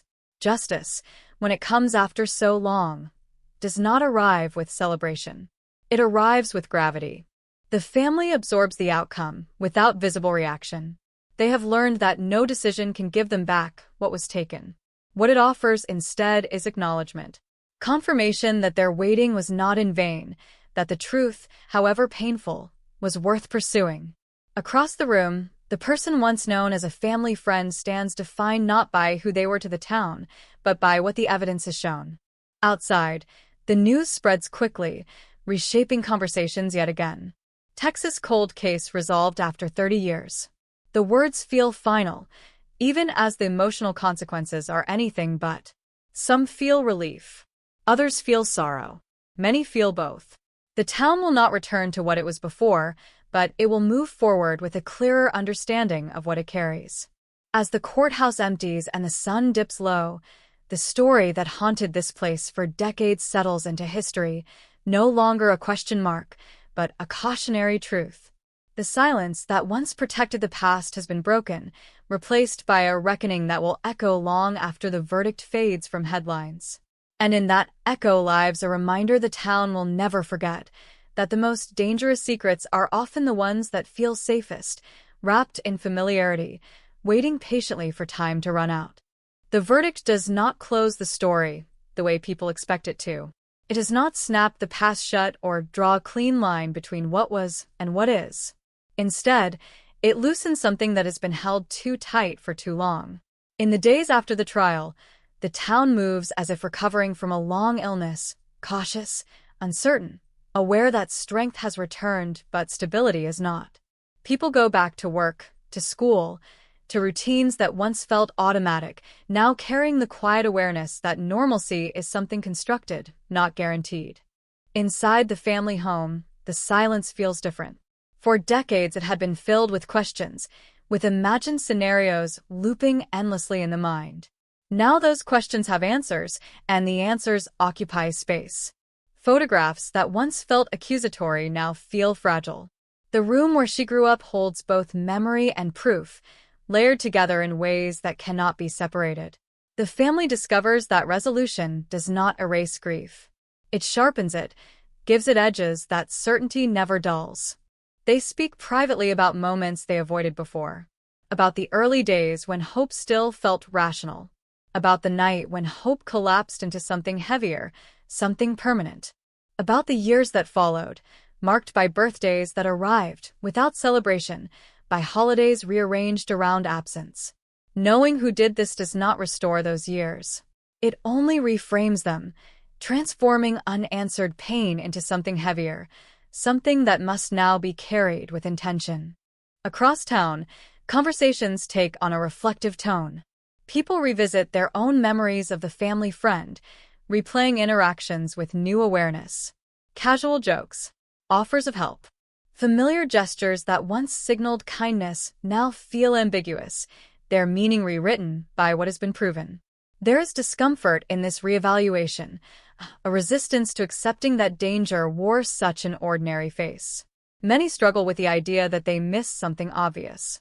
Others accept that there was nothing obvious to miss. The case leaves behind a residue of self-doubt. Trust, once extended freely, is now measured. Parents watch more closely. Doors lock earlier. The sense of community does not disappear, but it becomes more cautious, shaped by the understanding that proximity does not equal safety. This lesson settles slowly, not as fear, but as vigilance. Law enforcement reflects quietly on the outcome. There is relief, yes, but also humility. 30 years is a long time to wait for justice, and the delay carries its own consequences. Investigators revisit their early decisions, acknowledging where assumptions blinded them, where trust diverted attention away from uncomfortable possibilities. The case becomes a reference point, a reminder taught to new recruits not as a triumph, but as a warning about the cost of familiarity. The evidence is archived again, this time with finality. Boxes are sealed, labeled, stored not as unresolved questions, but as resolved facts. Yet even in closure, the file feels alive, its pages heavy with the knowledge that time does not forgive mistakes, it only preserves them. The detectives who carried the case to its end understand this deeply. They know that persistence matters, but so does imagination, the willingness to suspect what feels unthinkable. Media attention fades, as it always does. Headlines move on. New stories replace old ones. But within the town, the case lingers, embedded in local history, referenced in classrooms, in quiet conversations, in moments when the past intrudes unexpectedly on the present. It becomes a lesson passed down, not to frighten, but to remind. Evil does not always announce itself. Sometimes it waits. The family friend, now defined by conviction, becomes a subject of distant discussion rather than personal memory. Their absence from daily life is noted, but not mourned. People avoid speaking their name, as if silence might reclaim some sense of control. Yet the impact of their actions cannot be contained by omission. It lives on in the recalibrated boundaries of trust, in the way relationships are navigated more carefully now. For the family, the future remains complicated. There is relief in knowing the truth, but also a lingering exhaustion that comes from carrying grief for so long. They navigate a new identity, one not centered on waiting, but on remembering. They choose how their daughter will be spoken of, how her story will be told. Not as a mystery, not as a headline, but as a life that mattered, interrupted by violence, but not defined by it. Community gatherings take on new significance. Memorials are attended with a deeper understanding of why they exist. Moments of shared silence feel heavier, more intentional. The town does not fracture under the weight of the truth. It bends, adjusts, and slowly reconfigures itself around what it has learned. Healing does not arrive as an event. It arrives as a process, uneven and unhurried. Years from now, new families will move into the area unaware of the history beneath their feet. Children will play in yards where search parties once gathered. The oak tree will continue to grow, its branches stretching wider, its roots deepening. Time will soften the sharpest edges of memory, but it will not erase them. The story will remain, carried forward in fragments, in lessons, in quiet caution. The cold case, once defined by absence, is now defined by consequence. It has reshaped how the town understands itself, how it remembers its past, how it imagines its future. There is no triumph in this resolution, no sense of victory. Only the sober acknowledgement that justice arrived late, but not too late to matter. As nights settle again over the familiar streets, the darkness feels less threatening, though not entirely harmless. The town has learned that safety is not the absence of danger, but the presence of awareness. The past, once buried, now rests in the open, acknowledged and accounted for. And in that acknowledgement, there is a quiet strength, a shared resolve to remember not just what was lost, but what was learned. The story does not end with the verdict. It continues in the way people choose to live with its truth, in the vigilance they carry forward, in the compassion extended to those who waited longest for answers. The silence that once surrounded the case has been transformed, no longer empty, no longer oppressive. It is now a space filled with understanding, with grief, with the enduring reminder that time does not erase wrongdoing, it only delays its reckoning. And so the town moves forward, changed but intact, carrying the weight of its history without being consumed by it. The cold case has released its grip, not because it was forgotten, but because it was finally faced. And in that facing, the community finds not peace, but something quieter and more honest, the courage to live with the truth, however long it took to arrive. Time does something strange after the arrest. It doesn't speed up, and it doesn't slow down. It folds. Past and present press against each other until the town feels trapped between decades, unable to separate what just happened from what never stopped happening. People wake up in the morning and forget, for a split second, that the cold case is no longer cold, that the mystery that once defined this place has a name, a face, a verdict attached to it. Then reality rushes back in, heavy and unavoidable. The days following the breakthrough are filled with restless energy. News vans line streets that have never hosted national attention. Microphones are raised in front of neighbors who never imagined their quiet routines would become soundbites.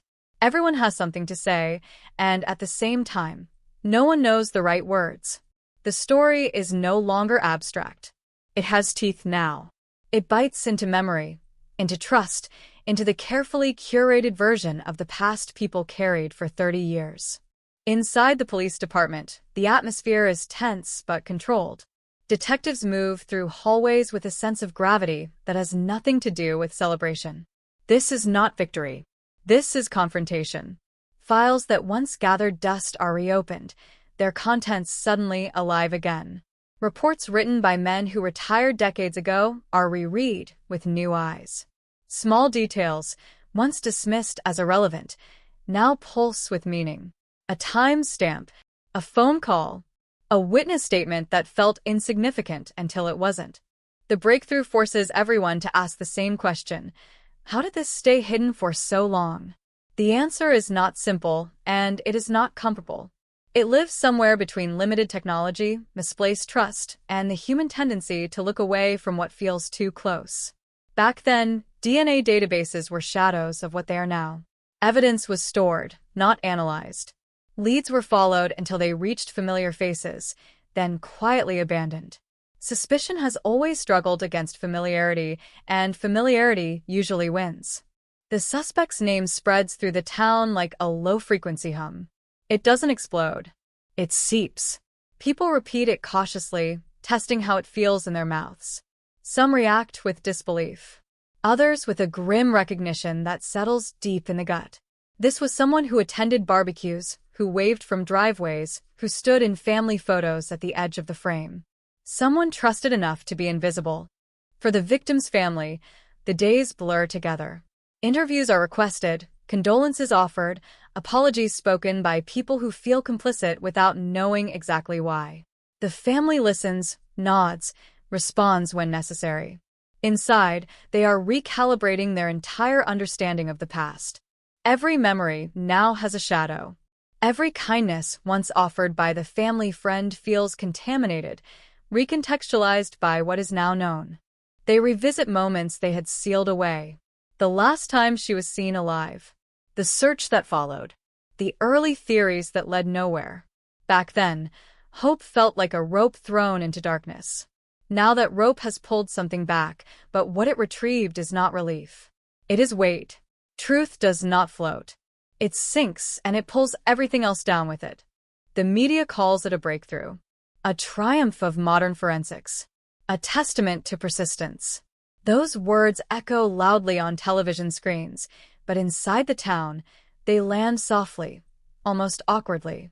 People understand that while technology played its part, it also highlighted what was missing all those years ago. This case could have been solved sooner. That knowledge lingers, sharp and unresolved. Neighbors begin to talk more openly about the early days. About the rumors that circulated, the theories whispered behind closed doors. About the moment suspicion brushed against the family friend and then slid away, dismissed as unthinkable. There is guilt in these conversations, though no one is formally accused of anything. The guilt is collective, diffuse, born from the realization that silence can protect the wrong people. The suspect remains in custody, his presence now reduced to mugshots and courtroom sketches. The man people thought they knew is replaced by an image that feels both familiar and foreign. In photos, he looks ordinary. That ordinariness is what unsettles everyone the most. There is no visible marker of monstrosity, no obvious warning sign, just a reminder that danger does not always announce itself. Investigators prepare for trial with meticulous care. They know the stakes. This is not just about conviction. It is about credibility, about proving that after decades of uncertainty, the system can still deliver clarity. They build the case piece by piece, connecting evidence preserved by chance with science perfected by time. DNA, fiber analysis, digital reconstruction of timelines once scribbled on paper maps. Witnesses are re-interviewed. Some are elderly now, their memories fragile but persistent.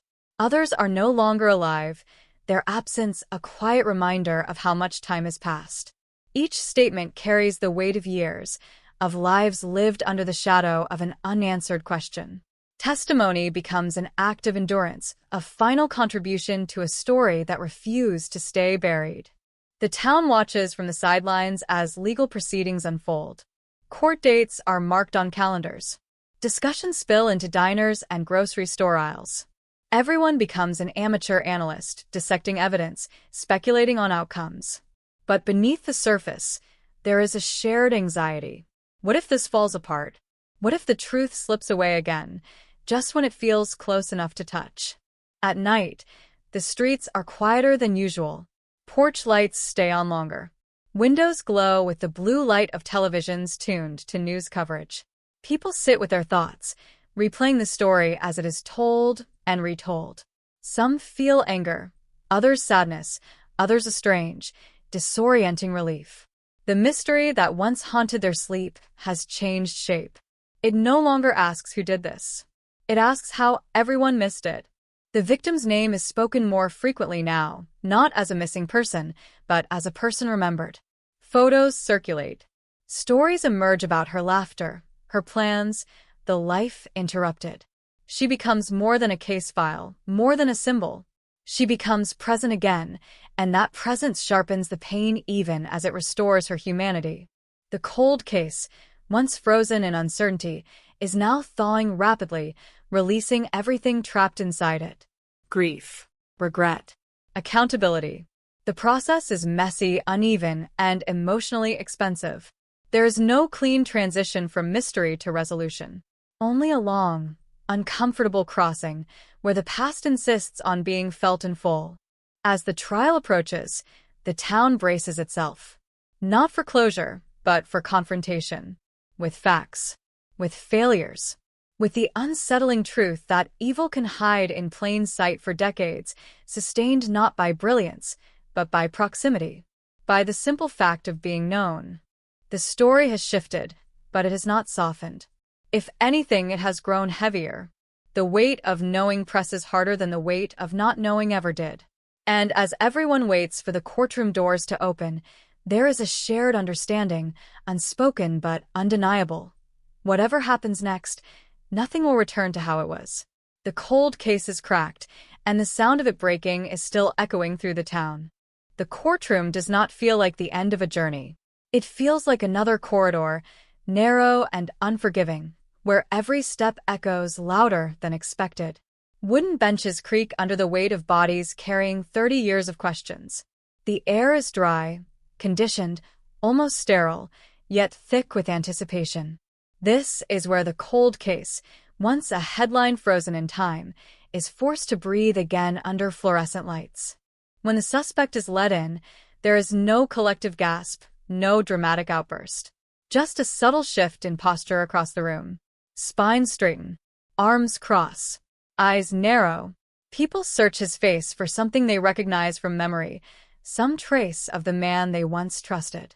What they find instead is unsettling neutrality. He looks like someone waiting for a delayed flight, not someone accused of ending a life and letting the truth rot for decades. The prosecution begins with facts, not emotion. Dates, times, distances.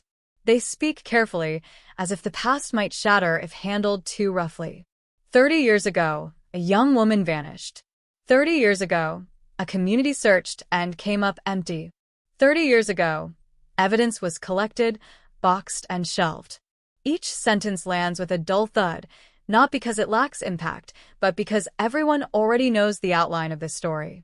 What they crave now is depth, confirmation, proof that this isn't another false hope.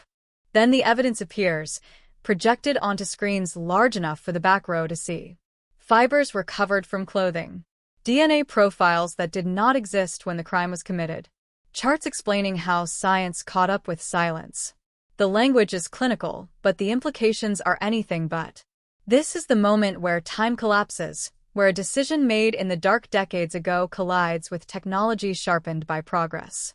The defense listens intently, scribbling notes, preparing to dismantle the narrative piece by piece.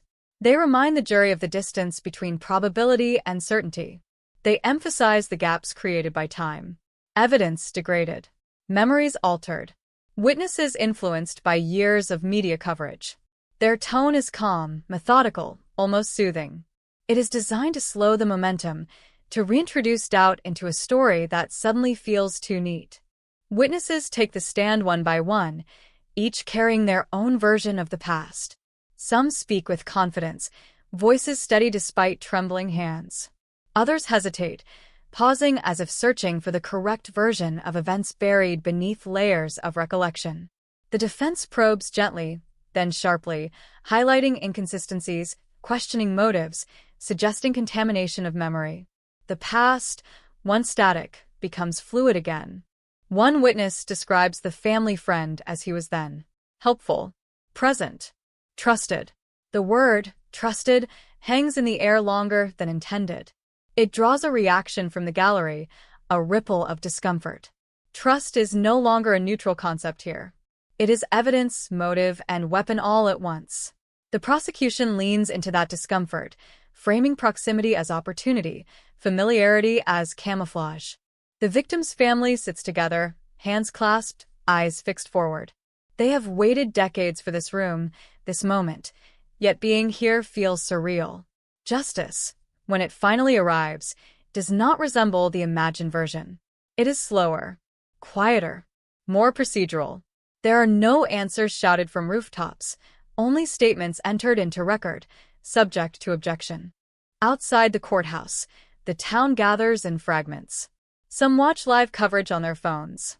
Others avoid it entirely, unable to stomach the slow dissection of something that once defined their lives.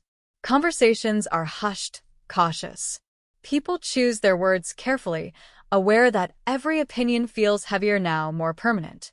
As the days pass, the trial becomes the town's central gravity. Everything else orbits around it. Work schedules adjust. School pickups are delayed. Life continues, but it does so in the shadow of testimony and cross-examination. The cold case has not only resurfaced, it has reorganized time itself.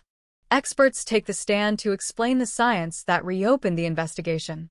They speak of advances, of databases expanding, of matches once impossible now undeniable. The jury listens, some nodding, others squinting, trying to translate technical language into certainty. The defense counters with questions about chain of custody, about potential contamination, about the long journey from evidence locker to courtroom exhibit. The tension is not explosive. It is cumulative. Each day adds another layer, another detail, another reason to believe or doubt. There is no single moment where everything clicks into place. Instead, understanding builds slowly, unevenly, like a photograph developing in a dark room. Late one afternoon, a piece of testimony shifts the room. A minor detail from decades ago, dismissed at the time, now aligned with modern analysis. A timeline that once seemed flexible suddenly tightens. The prosecution pauses, lets the implications sink in. Heads turn. Pens stop moving. The defense requests a recess, the interruption itself a signal that something has landed harder than expected. When court adjourns for the day, the town exhales collectively. Social media fills with speculation. Headlines are drafted and redrafted, careful not to declare victory too soon. Everyone remembers how fragile this process is, how easily certainty can dissolve under scrutiny. At night, the suspect sits alone in his cell, removed from the noise, the cameras, the whispers. What he thinks remains unknown. The court will not speculate, but the silence surrounding him feels intentional, guarded. For 30 years, silence was his ally. Now it is his only refuge. The trial drags on, measured in witness lists and evidentiary motions. Patience becomes a form of endurance. For the victim's family, each day is both progress and reopening. Healing, it turns out, does not follow a straight line. It loops, doubles back, pauses unexpectedly. As closing arguments approach, the town senses a shift. The questions change from what happened to what will happen next. The cold case, once defined by absence, is now defined by consequence. Whatever the verdict, the outcome will rewrite history, not just for the victim, but for everyone who lived under the weight of not knowing. The courtroom prepares to hear final words, summaries of decades distilled into hours. Outside, the sky darkens, clouds rolling in as if on cue. Inside, the past waits to be judged, not as memory, but as evidence. And in that waiting, the town realizes something unsettling. Solving the cold case did not end the story. It only brought it to its most dangerous chapter. The verdict does not arrive with thunder. It comes folded in routine, carried by the calm voice of a court clerk reading words that will never sound routine to the people listening. Guilty. Not guilty. Hung jury. The town has rehearsed every possibility in private, but nothing prepares them for the reality of one outcome becoming permanent. When the words finally land, they do not explode. They settle. They press down on chests, on memories, on the narrow space between relief and devastation. Inside the courtroom, reactions are restrained, almost formal. A hand grips another hand. A breath catches, then releases. The victim's family absorbs the decision in silence, their faces unreadable to anyone who hasn't watched them age alongside this case. 30 years of waiting does not end in celebration. It ends in stillness. Justice, when it comes this late, arrives without instructions on how to feel. The defendant stands as the sentence is discussed, his posture unchanged, his expression locked somewhere between resignation and defiance. Cameras capture every angle, every blink, every micro-expression analysts will later dissect. The man who once blended into family gatherings now exists only as a figure framed by legal language and guarded exits. Whatever remains of his old life dissolves here, under the weight of consequence. Outside, the courthouse steps fill with voices. Reporters summarize. Experts interpret. Strangers offer opinions with the confidence of hindsight. Headlines race ahead of nuance, compressing decades into sharp phrases meant to be consumed quickly. Texas cold case cracked. Family friend convicted. Justice after 30 years. Each line is true, and none of them feel sufficient. For the town, the verdict triggers an unexpected wave of exhaustion. The tension that held everyone upright finally loosens, and what replaces it is not peace, but fatigue. People return home, sit at kitchen tables, and realize how much energy they spent carrying a mystery that has now changed shape. The question of who did it has been answered, but a new one emerges immediately. What now? The victim's family retreats from the public eye, not out of secrecy, but necessity. Closure is a word used freely by outsiders, but inside the family, it feels inaccurate. Nothing has closed. Something has shifted, cracked open, exposing grief that had been preserved by uncertainty. They begin the slow process of grieving a future that was stolen and a past that now feels newly painful. Memories resurface with brutal clarity. The last phone call, the sound of her voice, the day the search ended and waiting began. For years, ambiguity acted as a buffer, dulling the sharpest edges of loss. Now that ambiguity is gone, and the edges are sharp again, truth, it turns out, cuts both ways. The community grapples with its own reckoning.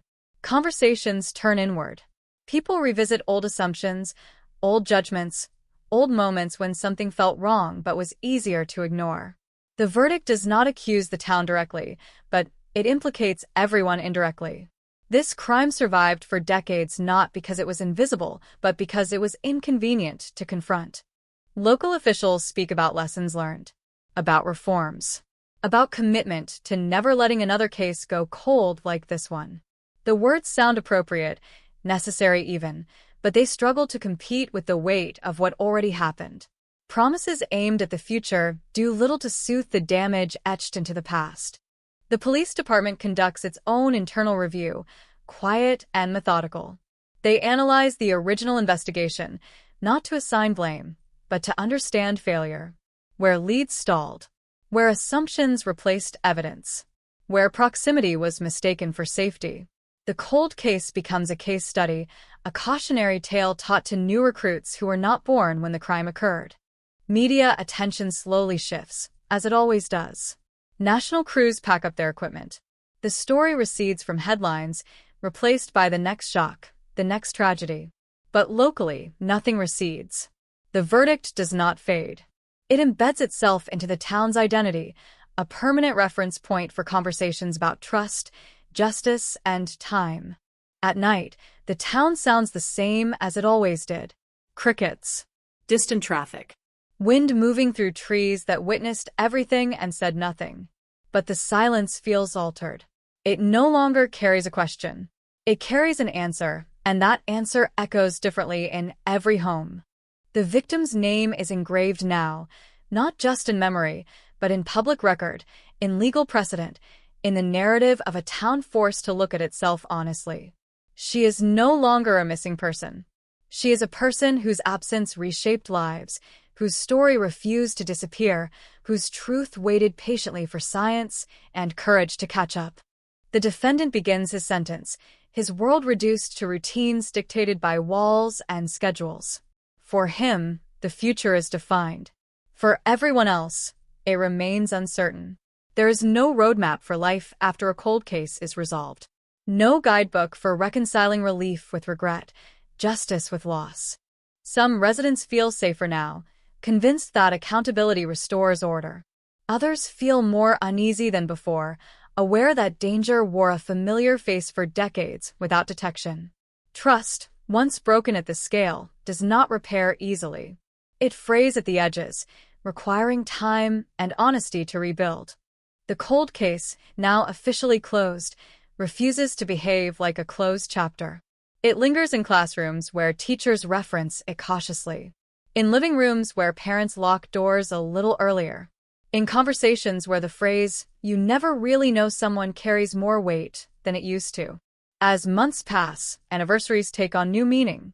The date of her disappearance, the date of the arrest, the date of the verdict. Each one marks a different version of the same story, layered over each other, impossible to separate cleanly. Time, once the enemy of justice, now becomes its keeper. The town learns to live with the truth, not as a resolution, but as a responsibility. To remember accurately, to question comfortably, to resist the urge to simplify a story that took 30 years to unfold. The cold case cracked, yes, but the sound of that crack continues to reverberate, reminding everyone that justice delayed does not arrive gently. And somewhere between relief and mourning, between accountability and irreparable loss, the community understands something profound and unsettling. Solving the mystery did not restore what was taken. It only illuminated the cost of waiting so long to know. Years after the verdict, the case still refuses to settle into the past. It lives on in the quiet spaces, in pauses during conversations, in the way people hesitate before calling someone a friend. The town has resumed its routines, but the rhythm is altered, like a familiar song played half a beat off. Nothing looks dramatically different, yet everything feels permanently adjusted. The courthouse stands the same, brick and glass unchanged, but for those who pass it daily, it carries a new gravity. It is no longer just a building where paperwork moves and hearings are scheduled. It is where time finally caught up with truth, where a lie sustained for decades ran out of space to hide. People slow down when they walk by, sometimes without realizing why. The victim's family continues forward in small, deliberate steps. Life does not return to normal because normal was lost long ago. Instead, something quieter takes its place. They speak her name openly now, without fear of reopening wounds that never truly closed. Her story is no longer trapped in uncertainty. It has an ending, even if that ending offers no comfort. Knowing what happened does not erase grief. It simply gives it a shape. They visit places tied to memory. A park bench, a stretch of road, a kitchen table where news once arrived like a blow to the chest. These locations feel different now, no longer suspended in what if, but grounded in what was. The past stops shifting. It becomes fixed, and that stability, however painful, brings a strange form of peace. The town itself undergoes a quieter transformation. Community meetings address safety with renewed seriousness.